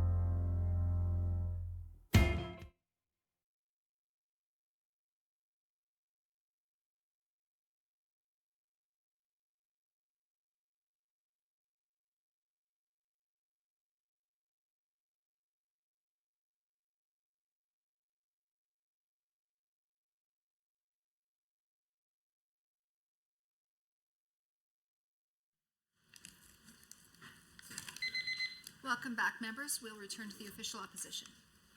Thank you, Chair, and with your permission. Pardon me? Could we go back and forth? If member would like to do that? Thank you. Thank you, Minister. I really appreciate. You talked about Alberta Sheriff Chief Farouk Sheikh and how that he comes from Muslim community.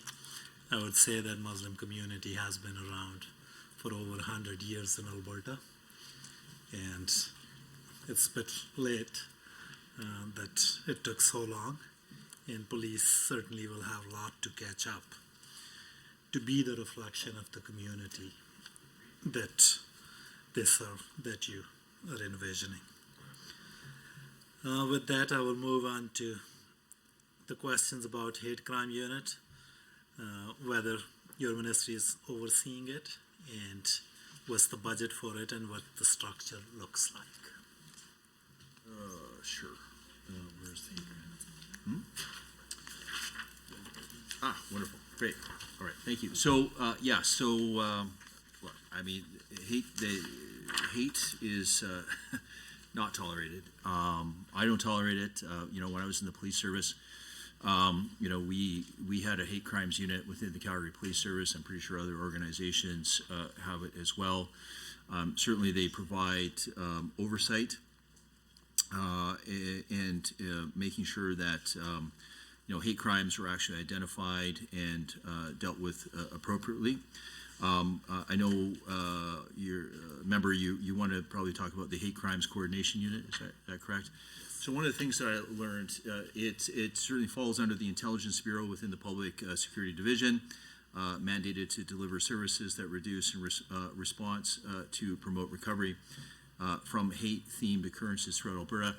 I will just add, and certainly have my Director of Law Enforcement talk about this further, but which is what I'm enjoying about this is that it's an additional resource no matter where you are in Alberta. So it doesn't matter if you're in a remote rural area that has a few RCMP officers, or if you are in one of the larger municipalities. It provides a bit of a resource so that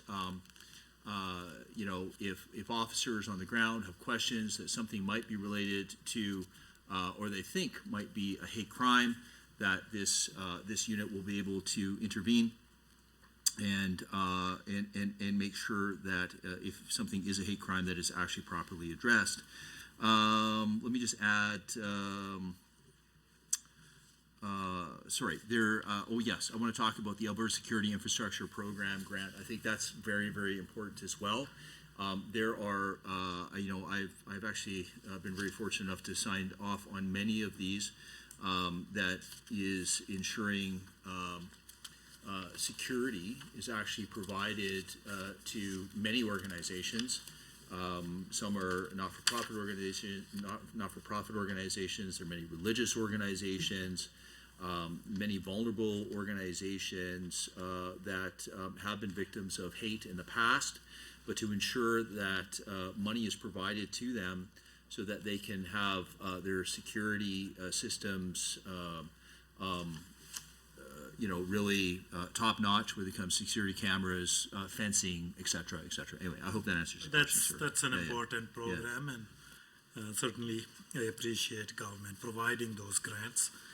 However, Minister, the problem is that many of those incidents of hate crime, attacks on racialized women, Muslim, black hijab wearing women, they occurred not at our prayer places, but outside our malls, at bus stops, on our streets. So what specifically your ministry plans to do about that? And as I mentioned, that National Council of Canadian Muslims were here with many Muslim community leaders from across the province, and they also want specific action to address that violence Sure. So, I mean, we can talk about some specific grants, which is, we talked about that, that grant, the ASIP grant, which is basically, I think it's gone from $2 million up to $5 million a year. But really, you asked specifically, yeah, it's the paradigm shift that we're talking about, right? It's the fact that police cannot be seen as the arm of the state. They must be seen as the extension of the community and the reflection of that community. So it is about understanding that hate cannot be tolerated. And there's a lot of great examples, and you have to excuse my bias here, but I would argue that the Calgary Police Service at a certain point in its history is probably one of the most progressive police services, not just in Canada, but in North America. Not only did we have a hate crimes unit, but we had organization, and we had units within the Calgary Police Service that were specifically liaising with all cultures, right? So we had officers that were specifically for the African culture. I agree. There was an LGBTQ liaison officer. There was a Caribbean liaison officer, and I could probably go on and on and on. But what is the reason for that? Well, I can tell you what the reason is for that, right? And it was one of your colleagues on the other side of the table that I thought was very good at pointing this out. It's because in some of these other jurisdictions around the world, the police are the arm of the state. The police are, in some cases, corrupt. So when people come to Canada, they need to understand that that's not the case here, that the police are here to help them, that the police are your friend, that the police are going to provide you and your family protection and service or whatever the case may be. And so they had specific liaison officers that went out in the community, engaged with that community to let them know that. And let me just say this. If there are people out there, and you and I, and we all know that there are, that do spew hate, that do commit crimes, they need to be held accountable. And I trust that the law enforcement communities, no matter where they are in Alberta, are going to do their job and hold those people accountable. Thank you. I have had the opportunity to work with Diversity Unit in Calgary Police Service. Once we had a town hall about drugs and gang violence. And last week, I believe they were at Genesis Center with their career fair to improve representation, and that's really good and important. Outcome 1 talks about recovery-oriented system of care in response to addiction, homelessness, and public safety issues in Edmonton and Calgary. 2 quick questions. Where we are with the implementation of this, and what about all other places in the province, because same issues are present in Red Deer and Lethbridge and other communities. So are you referring to the ROSC system as a whole, or are you referring to, pardon me? It's outcome 1 that mentions that ministry is implementing a recovery-oriented system of care in response to addiction, homelessness, and public safety issues in Edmonton and Calgary. Sure. So where that implementation is at, and what about other parts of the province? You sure I could probably talk for several hours on this, but I won't. Look, we're halfway through what is considered to be an 8-year plan in the recovery-oriented system of care. If I can just give me a little bit of leeway here. This is a transformational change as well. Again, there's many jurisdictions throughout North America that really just, and we talked about this momentarily, there's a grant, and sometimes grants work and sometimes grants don't work, but there was no real system of care that has been in place. And that's what the ROSC system is. It's an actual system of care, whereby somebody enters in the system, they go on a journey of wellness, and then they exit the system in a better place from which they started. The police, as it relates to obviously this ministry, the police have to be that one of the first points of contact when it comes to that. And in that point of contact, that person may enter the system. Now, so in some cases, they may have a severe opioid addiction, just as an example, right? And that's why we created the pathways, such as the virtual opioid dependency program, the digital overdose response system. Let me talk to you. I know we got only a few seconds here, but the digital overdose response system, if somebody, although I don't want anybody to use drugs, all drugs I consider to be dangerous, but if you do choose, that DOORS program is an app that has a timer on there to make sure that you know, if you do OD, that, you know what, if the timer will get. Thank you, Minister. Back over to the member. Thank you, Chair. Through you to the Minister. On page 105 of the business plan, I also see that 2.4 million is dedicated to creating a new firearms investigative unit within ALERT to combat firearms violence. Can you discuss how the creation of the unit will better tackle gun violence? And what is the funding being used for in terms of staffing and setting up the unit? And thirdly, why is the unit needed? How will it address gun violence? And Chair, pardon me, Chair, are we doing back and forth? Back and forth. Okay, yeah. So, thank you, member. Thank you very much for the question. This is actually a very important unit that is being created. You know, one of the things that the Alberta Law Enforcement Response Team informed me of, which I thought was very, very important, I think anybody who's listening should also understand this, is that it's actually not lawful gun owners that are committing these violent crimes. It's guns that are being brought across the border or actually stolen from lawful gun owners. Now, one of the interesting things that I learned as well from the wonderful folks at the Alberta Law Enforcement Response Teams is that in many of these cases, some of these guns are being used in multiple offenses, and not only in multiple offenses, throughout multiple jurisdictions.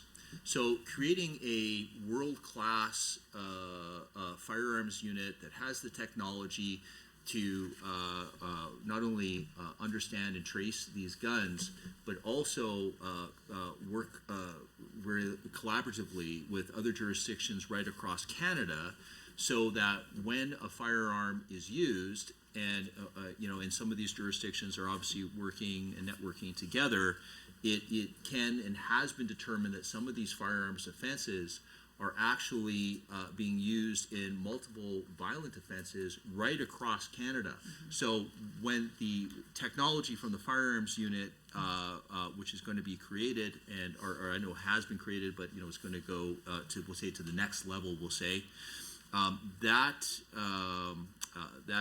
information can be used in laying multiple charges throughout Canada, or other, should I say, other jurisdictions against one offender when and if that person is indeed caught. So this is again a game changer when it comes to firearms offenses. And I just want to ask my Director of Law Enforcement if you can talk to the specifics about the cost of the unit and the hiring and stuff like that. So. Thank you, Madam Chair. Thank you, Minister. Thank you, Member.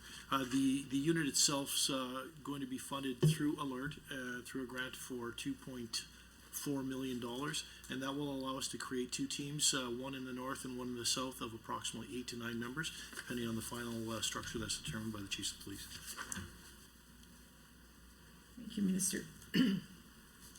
Minister, Chair, through you to the Minister, looking at the performance metric 2.A on page 107 of the business plan, which measures the average days to decisions for applications to the Victims of Crime Assistance Program. In the 2023-2024, the target is 49 days. In 2024-2025 is reduced to 40, and by the next year it is further reduced to 30. Can the Minister highlight how the government plans to meet these targets? Sure, and I think this goes in hand with the member opposite when was asking about this as well. I think for clarification's sake, for all municipalities, and believe me, I have spoken to a good portion of municipalities as well across this province. You know, we want to provide consistency, right? Consistency, and let me just be very clear. There are some municipalities in Alberta that had no victims of crime. I mean, again, you know, when you're in the city of Calgary or in the city of Edmonton, I think sometimes you take these units for granted because, you know, although some of them are run by paid employees, some are run by volunteers. I mean, I was very fortunate when I was in the Calgary Police Service. I just made one simple phone call and boom, and somebody was out there. But I can tell you that there are a number of jurisdictions throughout Alberta, and I think the number is actually 6, that had 0 victim services. And that was part of the problem, right? And so, you know, it's not a bad thing that we're providing consistency throughout the province in alleviating some of the pressures, administrative pressures that are on some of these jurisdictions. When it comes to financial benefits program, cash acknowledgements, yeah, medical info, attending physicians counseling. Look, I mean, I'll just say this. It's more me just talking from the heart and talking from some of the conversations that I've had. I can tell you that when I've talked to many victim services all throughout this province, I can tell you the wonderful things that each and every one of them do. And let me be very crystal clear. When you're a victim of crime, that does not mean that you are not a victim of tragedy. And I have to be very crystal clear on that, because I think that there was some misinformation that was out there that somehow victims of tragedy would not be covered. I can tell you firsthand experience, having been to fatalities at car accidents, having been that person that knocks on somebody's door, even if they're not a quote-unquote victim of a crime, I can tell you a victim of a tragedy is equally as important to make sure that those individuals are getting the help that they need. So let me be very crystal clear. That has not changed. Those people who are victims of crime are going to get the help that they need, with the compassionate people that are out in the field around Alberta helping people, but also victims of tragedy. The people that are victims of tragedy, I can tell you right now from her firsthand experience, we have to make sure, and this government is making sure, that those people are supported. Thank you.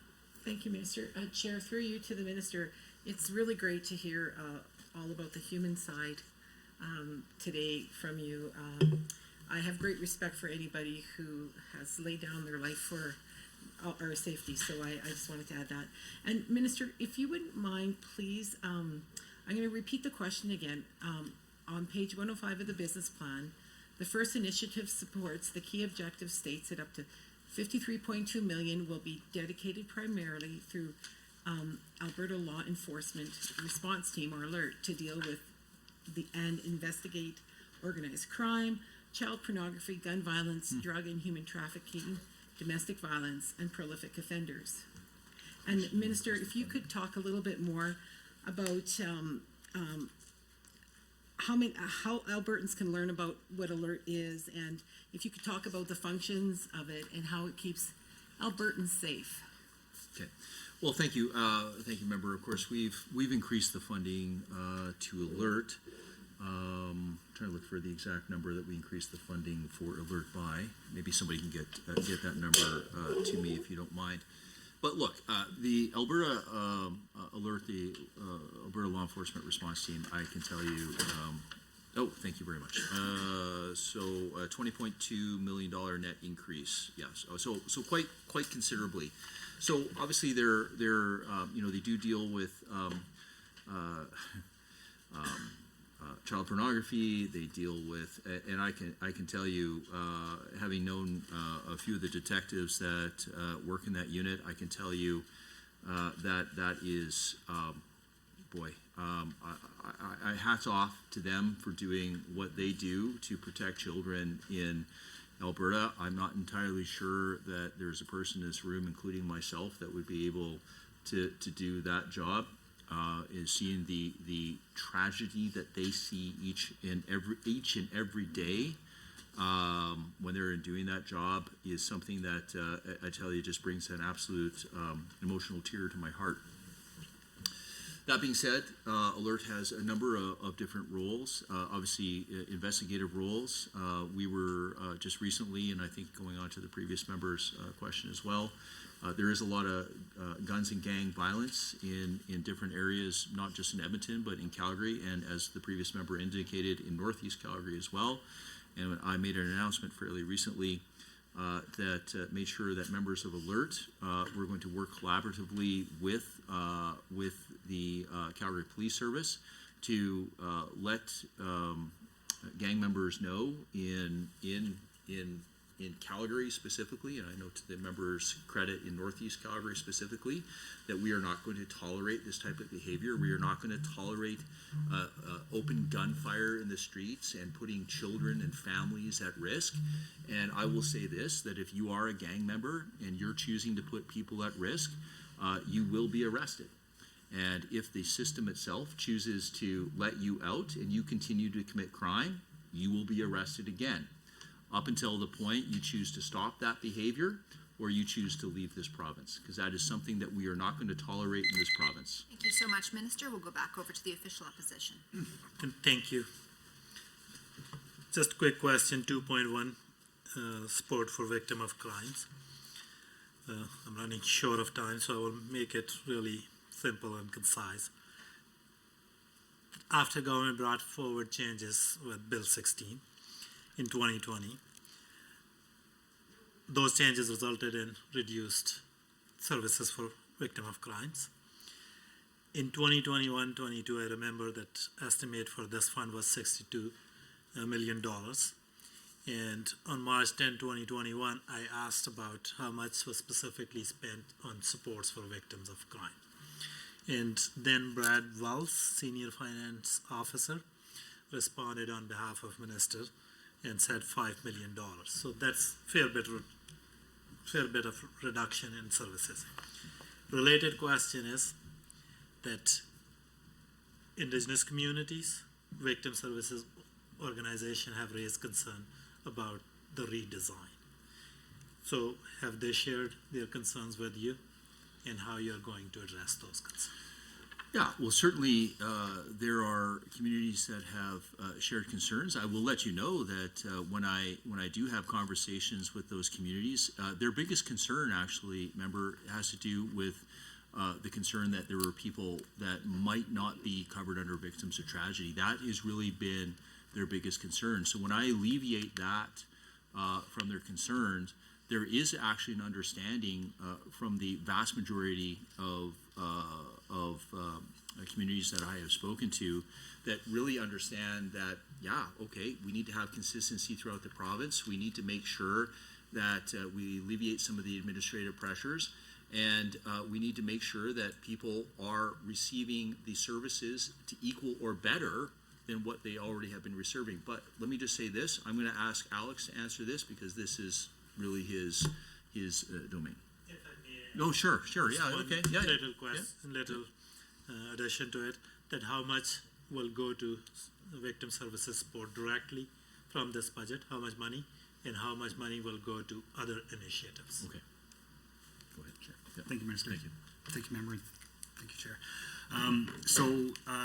The entirety of the Victims of Crime and Public Safety Fund is going towards services and supports for victims. So that is a total of $39.5 million for the term of 2023 to 2026. So there are no other initiatives outside of services to victims of supports that are funded through the fund at this point.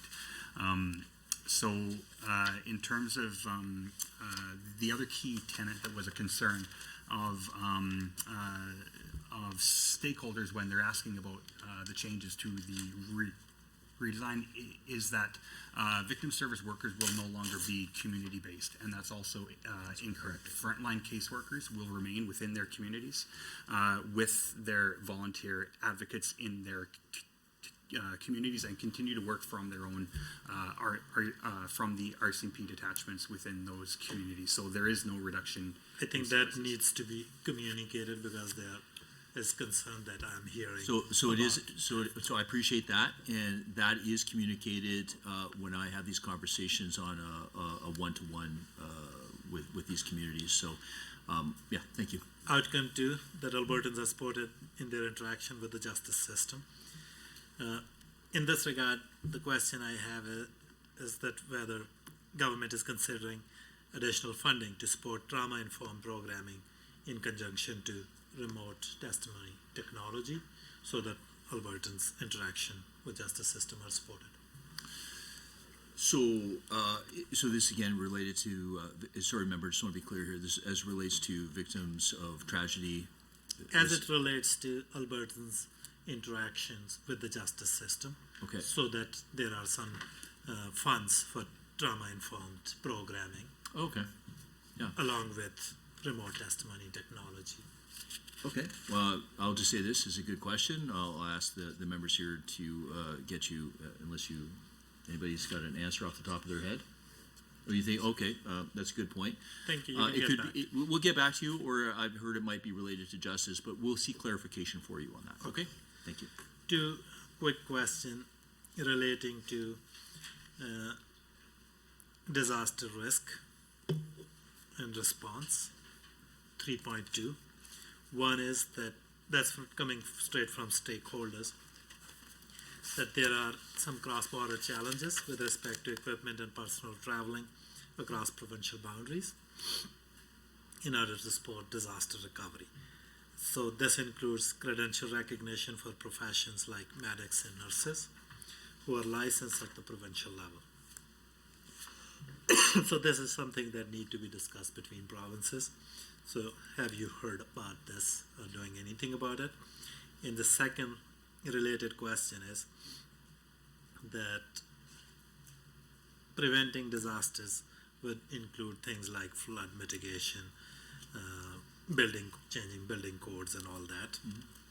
So are there any dollars going towards the prevention? For instance, when Northeast hailstorm happened, there was some program to build hail resistance roofing that will reduce the insurance cost in the long run. So any plans for prevention piece of that? Sure. I'll certainly ask ADM Stephen Lacroix to just go to the podium for a moment here. But, look, the government of Alberta maintains $1.5 billion contingency fund for disasters and emergencies. Disasters occur. The public safety can request funding from the Treasury Board of disaster recovery programs. I'm just going to further add that I have had a meeting with Mr. Bill Blair, and despite what anybody in the room might think, actually we do get along quite well, probably because we're both law enforcement officers. I can tell you that we've had a wonderful conversation. We both are in agreement that anybody who is a victim of an emergency or a victim of a tragedy as a result of an emergency, we both levels of government, or should I say all levels of government, need to be involved in order to make sure that we meet the needs of the community. Another quick addition to Yep. same question. Yep. That now that our emergencies are bit prolonged kind of events like extreme cold weather, extreme heat domes. So do we have any plans or resources to address those kind of public safety emergency events? Sure. I'll pass it over to the Assistant Deputy Minister. Madam Chair, Minister, Honorable Member. So I'll try to unpack your questions there, because Introduce yourself kindly for the record. sorry, Madam Chair, yeah, Steve Lacroix, Managing Director of the Alberta Emergency Management Agency. I should know where I work. So your first question was pertaining to cross-jurisdiction accreditation for folks. But it's the first time I hear of that. I'd be more than willing to look at it if we have actual instances where that happened. What I could share, though, is that going as far back as, for example, the 2016 Regional Municipality of Wood Buffalo fires, we accepted a large number of external workers to pile on to the emergency management response. And as recently as last year, Alberta sent a number of emergency management specialists to British Columbia with no issues whatsoever. So it might be related to accreditation for specific professions, I would guess. Medics and nurses. Yeah, exactly. But again, going back to during the pandemic, we did accept nurses from other jurisdictions into this province, and no accreditation issues were relayed to me. I forget the second part. Question there. Prevention program, for instance, hail resistance roofing, and with prolonged emergencies like cold weather, heat domes, those things. Thank you, Madam Chair. So, with all due respect, I don't make policy. I implement the policy that we operate within. So, in terms of the hailstorm, while I am fully empathetic to the folks who incurred, if my memory is correct, $1.2 billion in insurable damages, the current guidelines that are in place do not allow Public Safety and Emergency Services and the Alberta Emergency Management Agency to disperse funds against what is essentially an insurable peril. And that is the individual homeowners or tenants' responsibilities to fulfill. Thank you. And in terms of large-scale disasters or events like heat domes or Thank you so much. We'll return back over to the Government Caucus. Share or block? Whatever the minister would like. Can we go back So and we can forth? do back and forth. That's fine. Thank you. Thank you, Madam Chair. I guess I want to start by looking at the fact that my constituents have been very concerned about rural crime. I know the minister is aware of that. And so I want to refer to key objective 1.3 in the business plan, which is to enhance the authority's role and the numbers of provincial sheriffs to support the RCMP in addressing rural crime. I'm going to just sort of set the stage here by saying I want to address rural crime right now. And I know that governments can make a difference on rural crime. If for nothing else, I'll give the NDP their kudos when they were in power and we addressed the prepaying for gas. And I believe the last incident where a death occurred was actually in my constituency in the town of Thorsby. And so I believe that governments can make a difference. And I think one of the differences that I am aware of in rural areas is that you've talked about the policing being an extension of the community. And I really believe that in a rural community, it really is. We go to church, we play, we do business with our police services. One of the RCMPs in my church and two of the sheriffs in my constituency I've taught. And we know them very well. They are an extension of our community. And we know that they're doing their best. We know that they're working hard.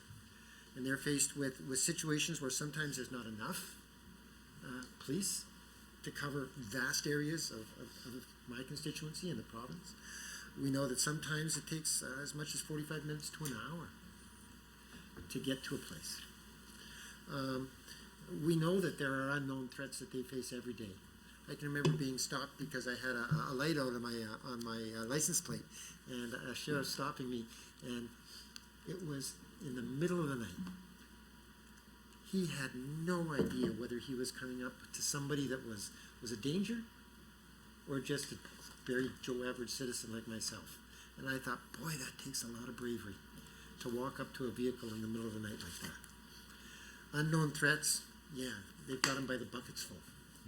So I think in a rural community, we know our officers, we know our police services, we know the kinds of threats that they're facing, and we know very well what they're having to deal with. And so, for instance, I've had a constituent come into my office and talking about the fact that he was doing he had a business in town, he lived on an acreage, and his parents were out on a farm.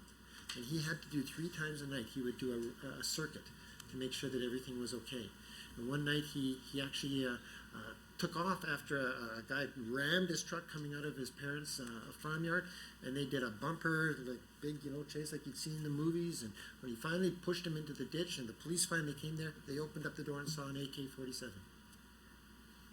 That's what rural crime is looking like at these days. So with all of that, I asked 2 questions. Can the minister talk a bit about what his ministry is doing to address rural crime, including the expanding of the role of sheriffs? And secondly, specifically on response times in rural communities, can the minister provide us with an update on how rural communities and police response times, how you've addressed police response times over the last few years? Well, thank you, member, and a number of things I'd like to unpack there, right? So I'll just start off with simply, 5.8 million of fund for safe communities, neighborhood programs to address problems, properties, drug houses, conjunction. Of course, we have the scan unit within Alert, of course, that goes out and does their job. 1.7 million will support increasing surveillance in rural communities through the expansion, of course, the sheriff's investigative units. 2 million will establish fugitive apprehension team. I can get into that in a moment, but let me just say this, is that in the justice system, I know there's a lot of folks, no different than when I was in mental health and addictions, that think that there are very simple answers to very, very complex problems. Well, if only we do this, then it will all be solved. If only we do that, then everything will be solved. I would just say this, is that in the justice system, which can be and is very complex, there's a lot of subjectivity to it. There's, when it comes to even somebody being arrested. So if you understand the scale here, police officers have what is known as reasonable suspicion. That kind of allows me to kind of look at you and say, wait a second, do I have some reasonable suspicion? That gives me some grounds. But in order for them to make the arrest, they need what is known as reasonable and probable grounds. Okay. Then the Crown has a different bar. The Crown will have what is known as likelihood of prosecution. Okay, so they have to look at it from that lens. And then the judge and the judges in the judicial system, they have to look at it from proof beyond a reasonable doubt, right? So we have this scale in the justice system. But we all have roles to play is what the point that I'm trying to say to you, right? So the officers need to do their job. They need to put together, they need to do good reports, they need to make sure that they have strong, what is known as a show cause report, as an example, right? The Crown, no different. They have a job to do as well. They have to make sure that when they're looking at it through the lens of likelihood of prosecution, they have to look at it when they're doing a show, what is known as a bail hearing, a show cause hearing, show cause why somebody should be released or detained in custody. Obviously, the judges ensuring that the person or persons, should I say, when charged, that the police have done their job, the prosecutors have done their job, then hopefully they make a decision that is in the best interest of a multiple of different factors, whether it be the accused, whether it be the victims, whether it be the public. But also, who has a role in this is the federal government. And the federal government has a role in this as it pertains to the criminal code and what is and is not in the criminal code. And there has been, I know the member opposite had talked a little bit about violent crimes. And so we are seeing this throughout Canada, where we are seeing violent repeat offenders who are being released into the streets to commit more violent and violent crimes, and essentially preying on the public.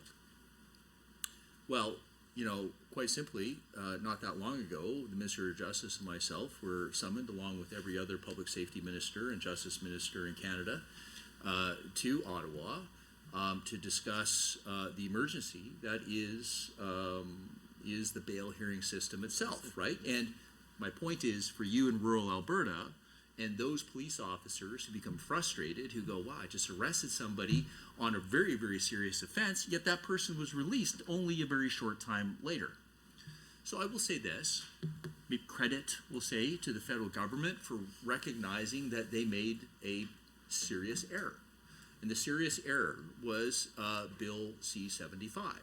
Bill C-75 essentially lowered the bar when it comes to bail hearings. So what does that mean? That means that in the past, when we had to use what is known as primary, secondary, and tertiary grounds, right? So the likelihood that somebody's going to attend court, the likelihood that somebody's going to reoffend, would the administration of justice fall into disrepute? If that person was to be released, that bar has essentially been lowered. So you are seeing violent criminal offenders who are being released into the streets. So our position, as far as the Alberta government was concerned, was essentially that unless immediate and substantial action is to be taken, then we will demand that Bill C-75 be repealed. Now, I will say this, I had a good conversation, as did every other minister in the province, with the federal government. We have to believe... Pardon me, Minister, you only get to speak for a maximum of 5 minutes. It now goes back to the government side. Okay, sure. Well, thank you. I'd actually like to hear you end this, so if you could continue on with your answer, that would Thank be you. really helpful. Thank you very much, and thank you, Chair. I will just say that the federal government made a commitment to all of its ministers and Canadians, right? That they will take, obviously it's no different than a bill that we have here in the Alberta government. They can't tell us what's in the bill, but they've indicated that they have our commitment that substantive changes are going to be made in a upcoming bill, and that they would be doing it. Obviously, they can't give an exact timeline, and I respect that, but as soon as possible. And so, at this time, I will be, on good faith, optimistic that these changes will indeed occur, and that this revolving door. And I would just say, we can make arguments, and I talked about the role of every level here within the justice system.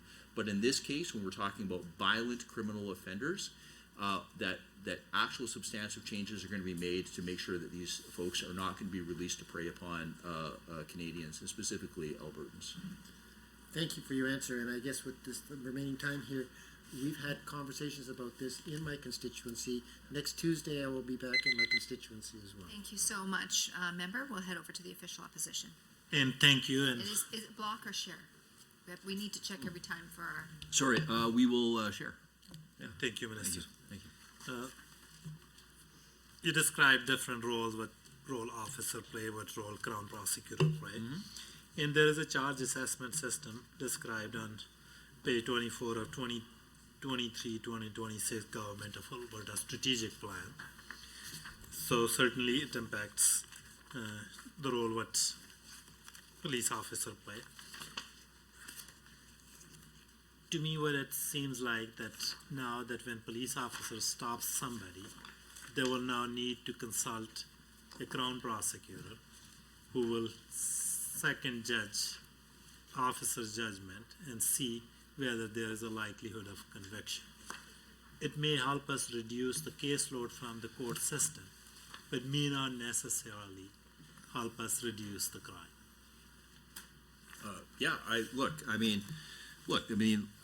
My expectation for law enforcement officers is that they are professionals. Obviously, the announcement I made the other day, which obviously, I can't give you the exact timeline because I don't know the exact timeline yet. I'll just say sooner rather than later that we have these body cameras that add a level of accountability and transparency and all that sort of stuff. But just remember, the threshold of that police officer is reasonable and probable grounds. If the threshold of reasonable and probable grounds is made, then obviously, but let me just add one thing. There was always a check balance system. I don't think people realize this, because when I used to work at the arrest processing unit, or when I was a supervisor, even when there was promises to appear or appearance notices, it was never just, the officer laid the charge and, that's it. There was nothing to it. There was always a level of oversight to make sure, and let me be very clear on this, right? That the officer met those, not only the reasonable probable grounds, that they had evidence to support the charge, but also that there was no charter issues, right? You have to be lawfully placed, right? And I can tell you, there are officers, and look, this is no secret. I'll throw Canada. There's officers that spidey sense or a hunch is not good enough, right? You have to be lawfully placed, and so there are checks and balances out there. So, the checks and balances that were there before, there was the police senior officer supervising the arresting officer. Now there's a new layer that now officer will check with the Crown. Do you see any issues with that? Well, look, I think there comes a point in time where you have to let the police, and the prosecutors prosecute, and the judges do what they do, right? I appreciate that there's people that are trying to, provide extra layers, we'll say, within the system and stuff like that. No, that's in government's strategic plan. Yeah. That they're moving ahead with this pre-charges. But you never let me finish, right? I said, and so, I think that we have to allow this initiative to see if it's actually going to work, right? And so you know, for as far as I'm concerned, we'll see, and we'll see if it's going to be successful, and we'll see if it's going to work. I mean, all I can say right now, member, is that, you know, I'm optimistic. I mean, any sort of oversight, I would say, is valuable, right? And, you know, the Crown Prosecutor has a role to play in this as well. So, you know, we'll see, right? I mean, there's look, let me say this regarding bail hearings, for instance, right? I mean, when I was a bail hearing officer, right, when I was a bail hearing officer, we had a very good reputation as far as making sure that we were able to do that job effectively, efficiently, hold people to account who needed to be held to account. You know, the government transitioned to having Crown prosecutors do it. You know, is it successful?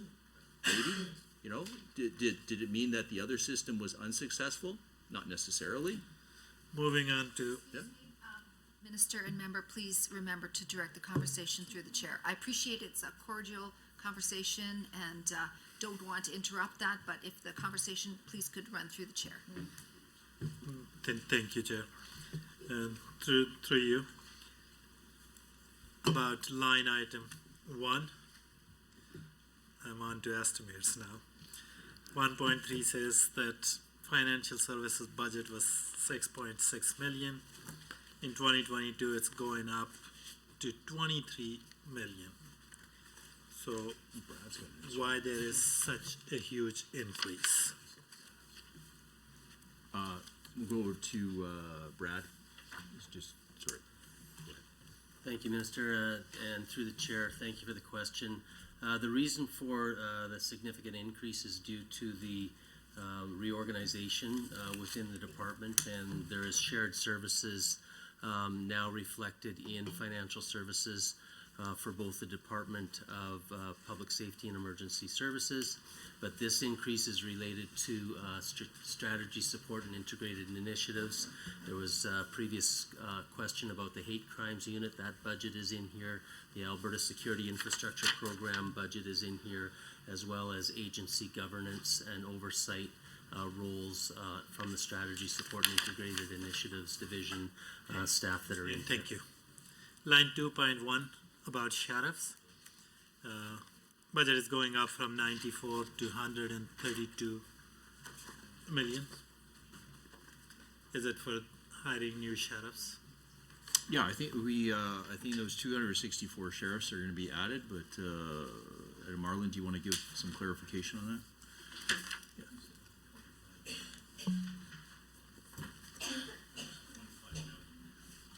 Yeah.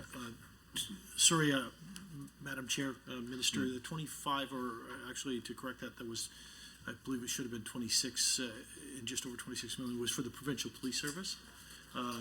In the earlier question that was answered, the sheriff's budget is increasing, and I'm just trying to find the exact number, and I'll get it for you before the end of this. Sure. Let me just maybe supplement. I'll let Marlon take a look at the specifics, but let me just say this. Look, we're trying to augment right now some of the concerns that we're having in rural Alberta, right? So, unfortunately, as mentioned by some rural Albertan MLAs, it's taking a extremely long period of time for police to either get to a call, and in some cases, they're not going to the call at all.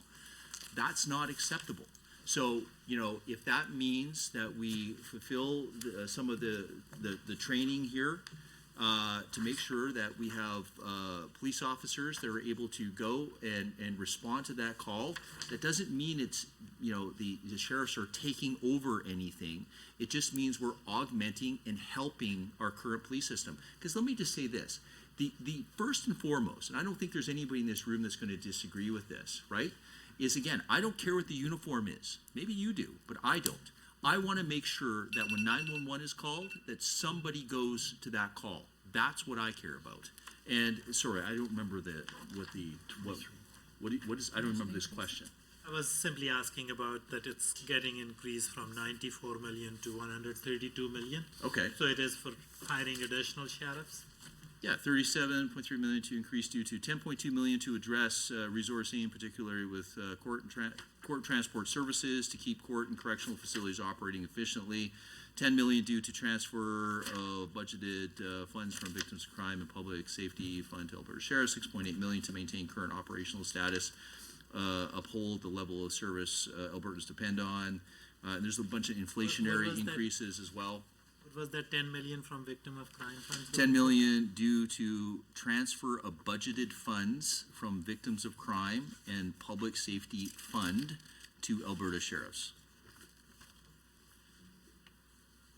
So Chair, line 2.2, ACERT budget is going up slightly. Do you think that increase will be enough to address backlog? Well, I think and you touched. workload? You touched on it a little bit about one of your previous questions. Obviously, we're creating that independent investigative body that ACERT will eventually be a part of. Look, I mean, I'll say this as a former investigator: investigations take as long as investigations take. Obviously, that doesn't mean that they can be ongoing forever, but obviously. The Assistant Deputy Minister, the Director of Law Enforcement, works very closely with Alert to make sure that that they get the funds that are required to complete those investigations. I think that I don't know, Marlon, if you want to supplement that, but you've been in communication with them, and they have they've been we've gotten them the funds that they've been asking for. Right? Madam Chair, Yeah. thank you. Thank you so much. That's the time. I will go back over to the government's head. Thank you, Madam Chair. Is it okay with you if we go back and forth with the Minister? Minister? Thank you very much. I'll have basically one more question for you, and then I'll cede my time over to Minister, or not Minister, nice try, to Member Long. I want to look at focusing on outcome 3 of the business plan, which states Alberta is prepared and resilient to the impacts of disasters. We had some conversation earlier about the glitch that occurred, and I was going to originally ask some questions about the glitch, but I want to just sort of morph those questions a little bit. I have a private member's bill that's going to be introduced into the House right now called the Silver Alert. And we're having some discussions, and I can anticipate some questions about costs. And so when we're doing an emergency alert, whether that be an Amber Alert or whether it's a disaster or whether it could be, if we pass it through the legislature, a Silver Alert, where in your budget, how much does it cost to organize that? Yeah, sure. I mean, I'll have Stephen Lacroix come up and see if he can give you an answer to that. I just want to supplement what you were saying, member. Look, I mean, obviously, been somebody who is in command of seniors who unfortunately may be facing dementia or some other sort of mental illness, as an example, that have gone missing. I can tell you that the families of those individuals, it's a loved one, right? So, is it urgent? Is it an emergency? Yes, it's a missing person, right? And I can tell you that I've had a success rate in finding those who have gone missing, at least on my watch. But I can tell you that's not always the case, and not every missing person, of course, has a happy ending. But that doesn't mean that any missing person is less important. And I will just tell you that senior is. I appreciate with the bill that you brought forward, but those details I will pass forward to the Assistant Deputy Minister. Maybe if I could just sort of clarify that a little bit. What are there any potential costs? Who manages? How do you?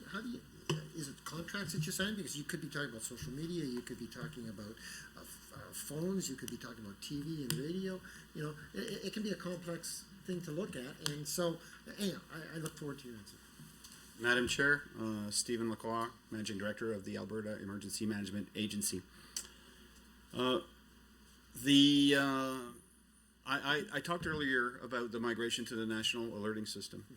So if we move back in time before March 1st, the technical cost, if you will, the system, cost us approximately $180,000.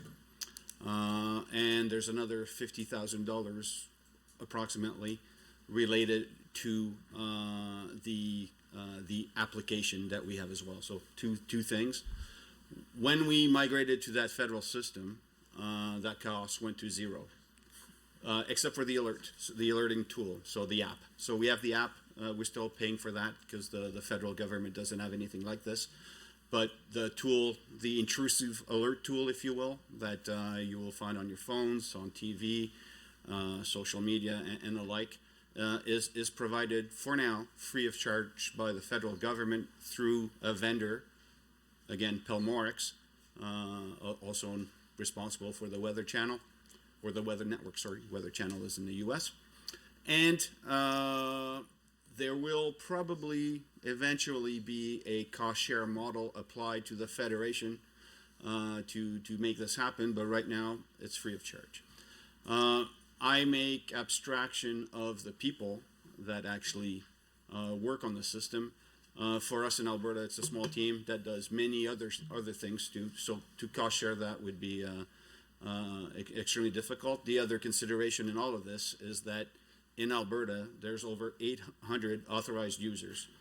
They go from police forces, municipalities, and the like that play in that sphere. Again, what are the costs associated with that? Would require an inordinate amount of data mining, I would argue. In terms of silver alerts, I go back to what I mentioned before. Like, I don't make policy, I implement it. I would provide probably, though, the following advice. Those intrusive alerts, if I look at our email inbox, generate a fair amount of angst amongst certain individuals. And over alerting might create, and I'll leave that decision up to you, a bit of alert fatigue if we don't frame it appropriately. So there's 2 jurisdictions in Canada that are currently launching silver alert pilots, I guess is the word I would use. Quebec, Ontario, I know that British Columbia is also looking at it. And they're spending a large amount of time on the criteria used to trigger a silver alert. And those could be geolocated, just to be specific. So each time somebody goes missing, it doesn't generate an alert across the province. But, they're looking at things like, does the individual meet the definition of a missing person? And I would let my colleague Marlon expand on that if you have any questions. Does the individual have a diagnosis of a cognitive disorder of some sort? Is there an imminent threat to the life of that individual?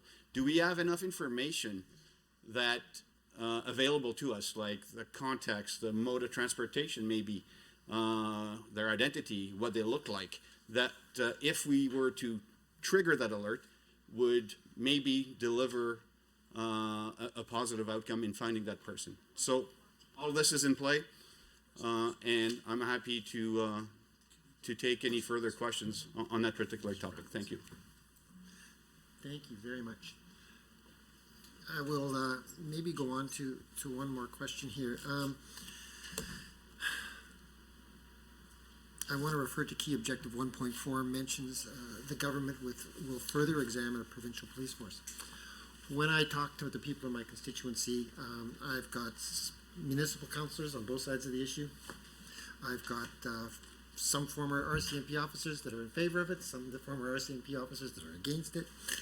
I know that I have been sort of tossing it back and forth in my mind. So can the minister explain what the benefits are of a provincial police force, what it would be? And what are some of the key considerations that the government is taking into account when you're exploring this? Sure. So thank you, member. Like I've indicated before, there are no decisions that have been made regarding a provincial police service.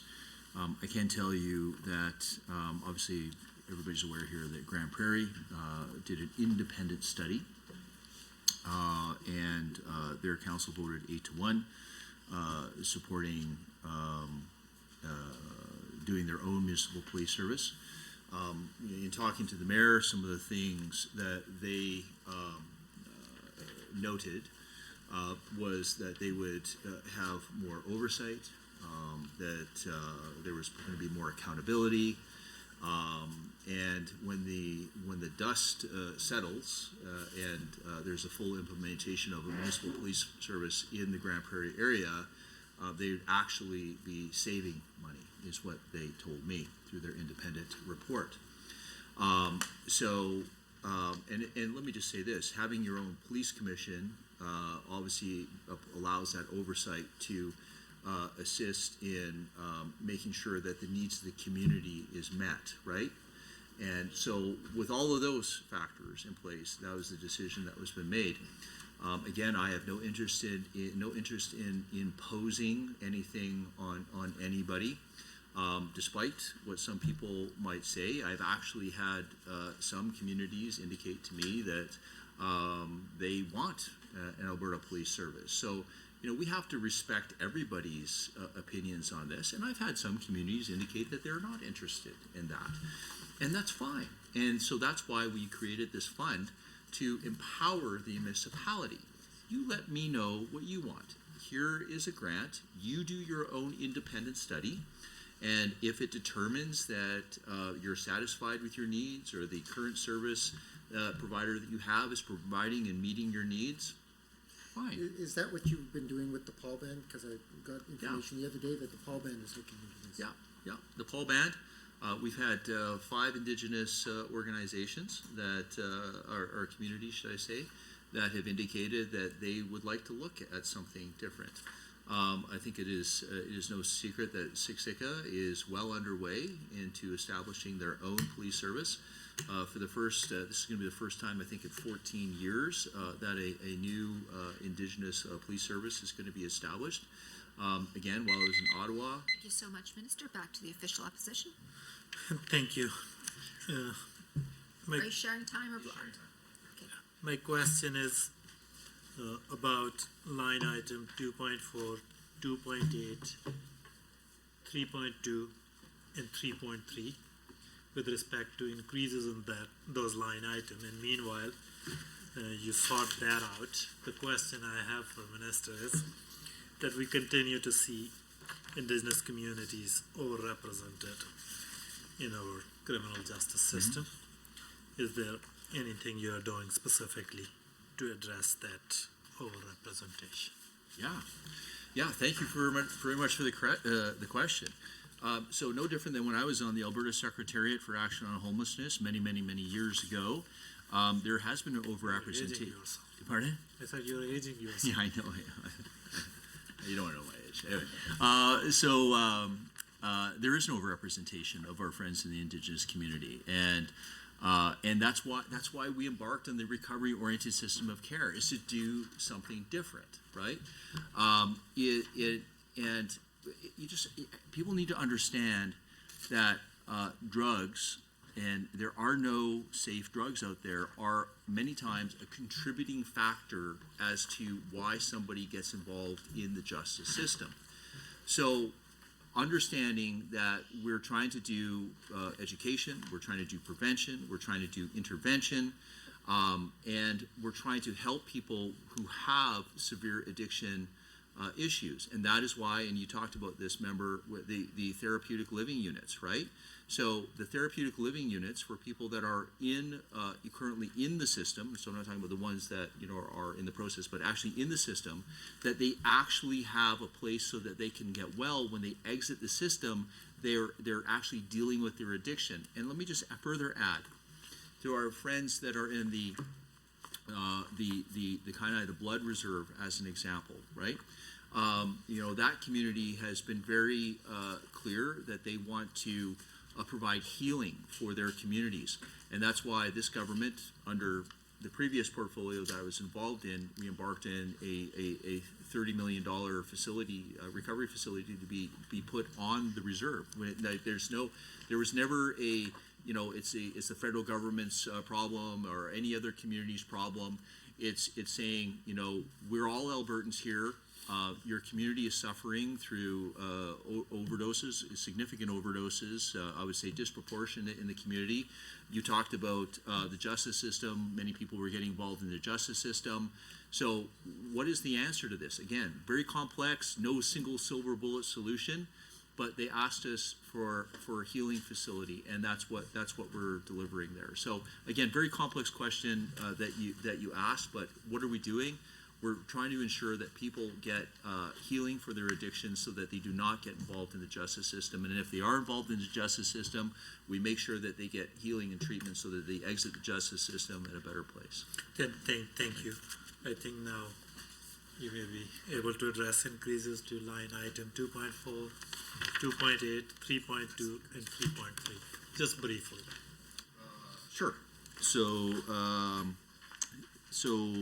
from 2023 budget forecast, 15.1 million increase due to 13.7 million to staff the Alberta Police Review Commission, along with creating a dedicated implementation team tasked with planning and designing the commission, and for the startup costs such as offices, furniture, IT equipment, and 1.4 million for the drug impaired driving federal funded agreement. Look, I mean, that police review commission, which was obviously passed under Bill 6. I mean, there's a startup cost to that. That's just the reality, right? Thank you. Okay, sorry. 2.8. Do you want? Okay, 2.8. Thanks. Budget 2022-23 budget 20.2 million net increase due to 15 million due to transfer budgeted funds from the Victims of Crime and Public Safety Fund to Alert.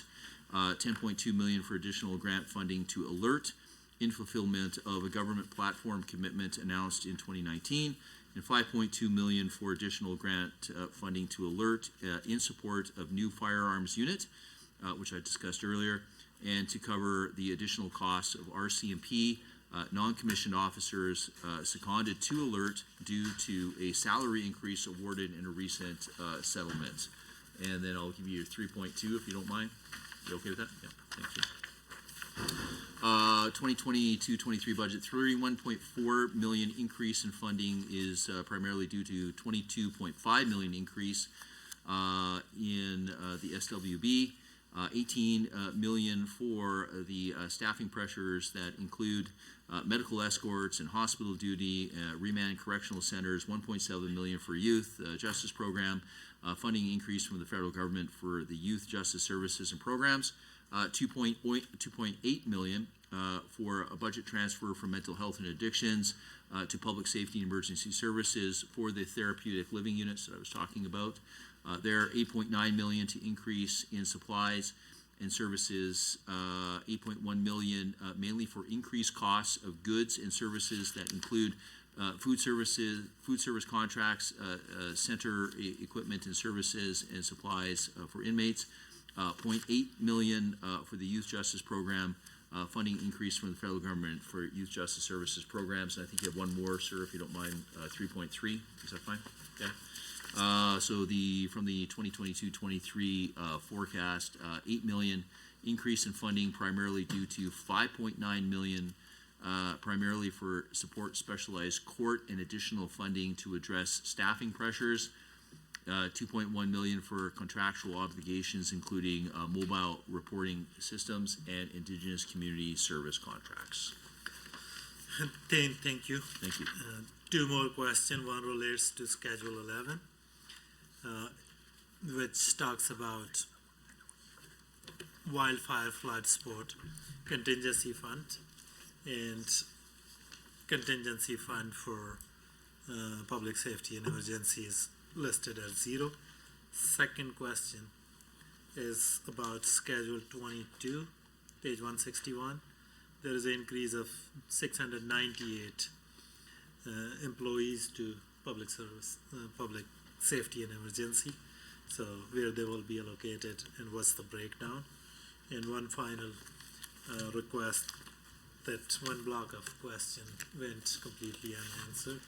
So No. if you would kindly undertake to provide those answers, that'd be great. And Sure. Thank you for Sure.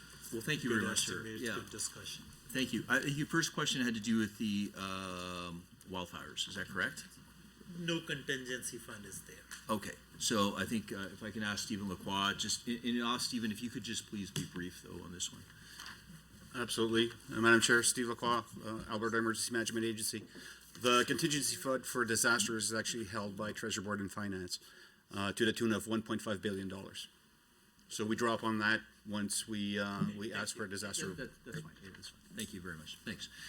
So we talked about the FTEs. I think you were talking about that, right? So 6 FTEs for the creation of the Minister's Office in the Public Security Emergency Services. 165 FTEs for the implementation of several new sheriff's initiatives in Public Security Division. 121 FTEs for the creation of the Alberta Independent Police Complaints Oversight Agency. 1 FTE for the creation of a search and rescue team coordinator in Public Security Division. 7 FTEs within the Correctional Services Division to provide mental health training and supports and critical incident stress management services. 46 FTEs for medical escort team in correctional facilities. 30 FTEs for electronic monitoring system in Correctional Services Division to support broader implementation of electronic monitoring options. 9 FTEs in Correctional Services Division to increase probation officer support within specialized courts. 17 FTEs for the increase of capacity and training in Correctional Services Division to support training required for correctional services and new sheriff's initiatives. 12 FTEs for field operations in the Alberta Management Agency to ensure staff needed to sustain 24/7 access to provincial emergency management support and meet the needs of municipal First Nations and, of course, our friends in the Métis settlements. Thank you, and one last question. Okay. With respect to yesterday's body cam announcement. Yeah. Where will those cameras will be procured from? How will data be stored? And third, what's the timeline for implementation of that Right. plan? Right. So there's absolutely no preferred service provider, I'll say. Obviously, Calgary Police Service, which has already established themselves, there is going to be a working group. Thank you so much, Minister, and back over to the government side. Thank you, Chair. Are you sharing your time? If that's okay with the Minister. No, we're running out of time very rapidly, and thank you to the Minister and Department and staff as well for being with us here this evening to answer some questions about your budget, about your priorities, and inevitably the priorities of Albertans. So I know that there has been a bit of discussion tonight around the federal government, obviously, around policing. I know that a comment earlier was around, sometimes police not responding to a call or taking way too long. It's inevitable that we've heard those stories in rural Alberta. Something else that we've heard in my communities, and if you'll allow, just like to share a few stories that are inevitably putting public safety at risk in my communities. Just a few short months ago, a fellow was arrested. He had 41 criminal convictions prior to this arrest, and he was arrested when he stabbed a man who had to be airlifted to hospital.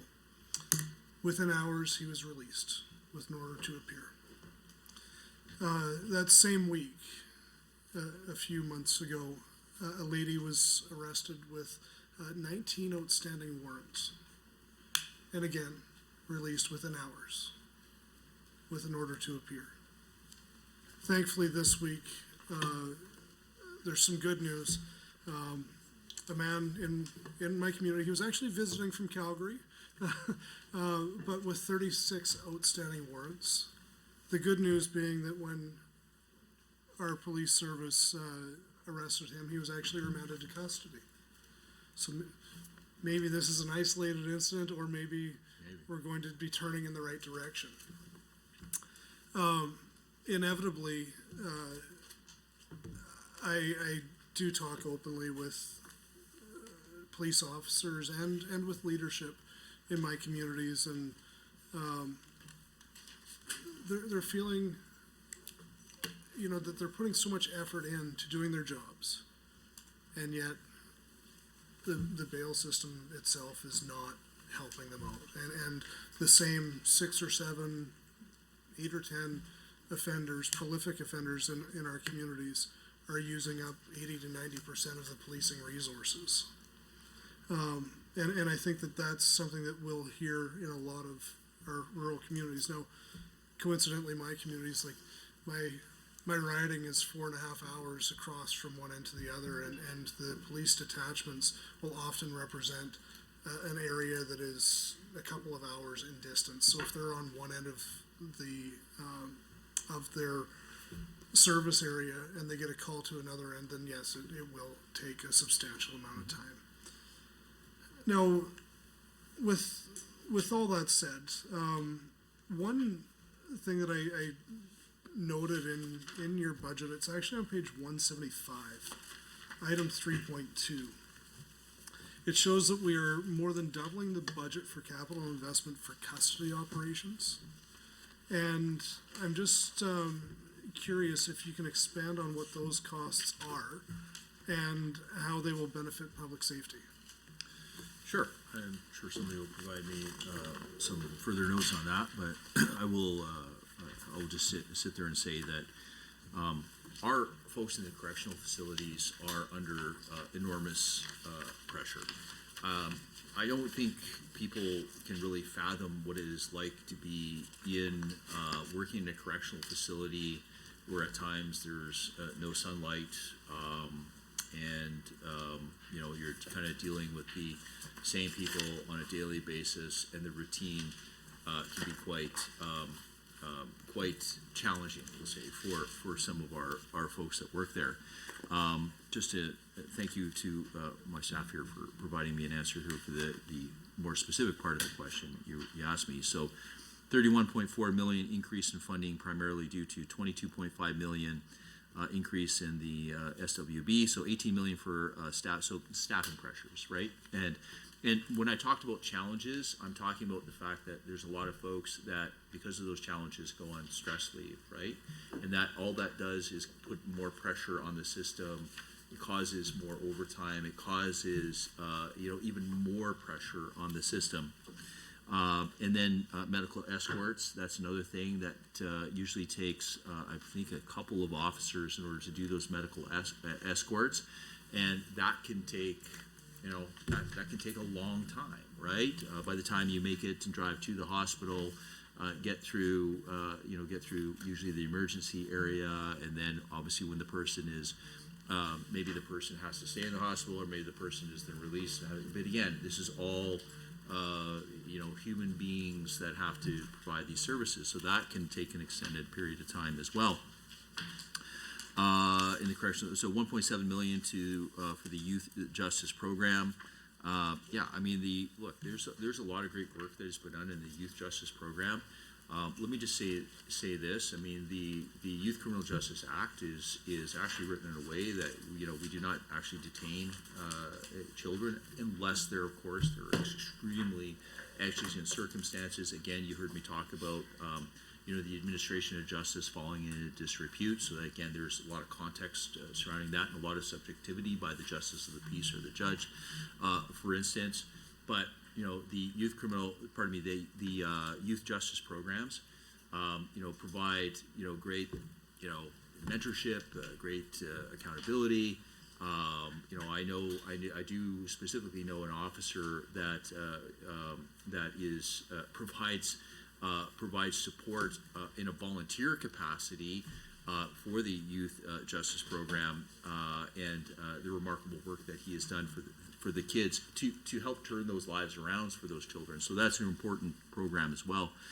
2.8 million for a budget transfer for mental health and addiction. So that's the therapeutic living communities. And again, I cannot stress this enough. Those therapeutic living communities, in my opinion, are a game changer. In the past, what happens is the person leaves that correctional facility, they're sent to the nearest LRT station, and then they're back on the recidivism path. The fact that somebody can actually get treatment for their illness and exit the system in a better place from which they started is an absolute game changer. Red Deer is going to be the first one that is going to be opening up very soon, and we are hoping to continue to expand that. I apologize for the interruption, but I must advise the committee that the time allotted for consideration of the ministry's estimates has concluded. I'd like to remind committee members that we're scheduled to meet tomorrow morning, March 16th, 2023 at 9 a.m. to consider the estimates of the Ministry of Children's Services. Thank you, everyone. This meeting's adjourned.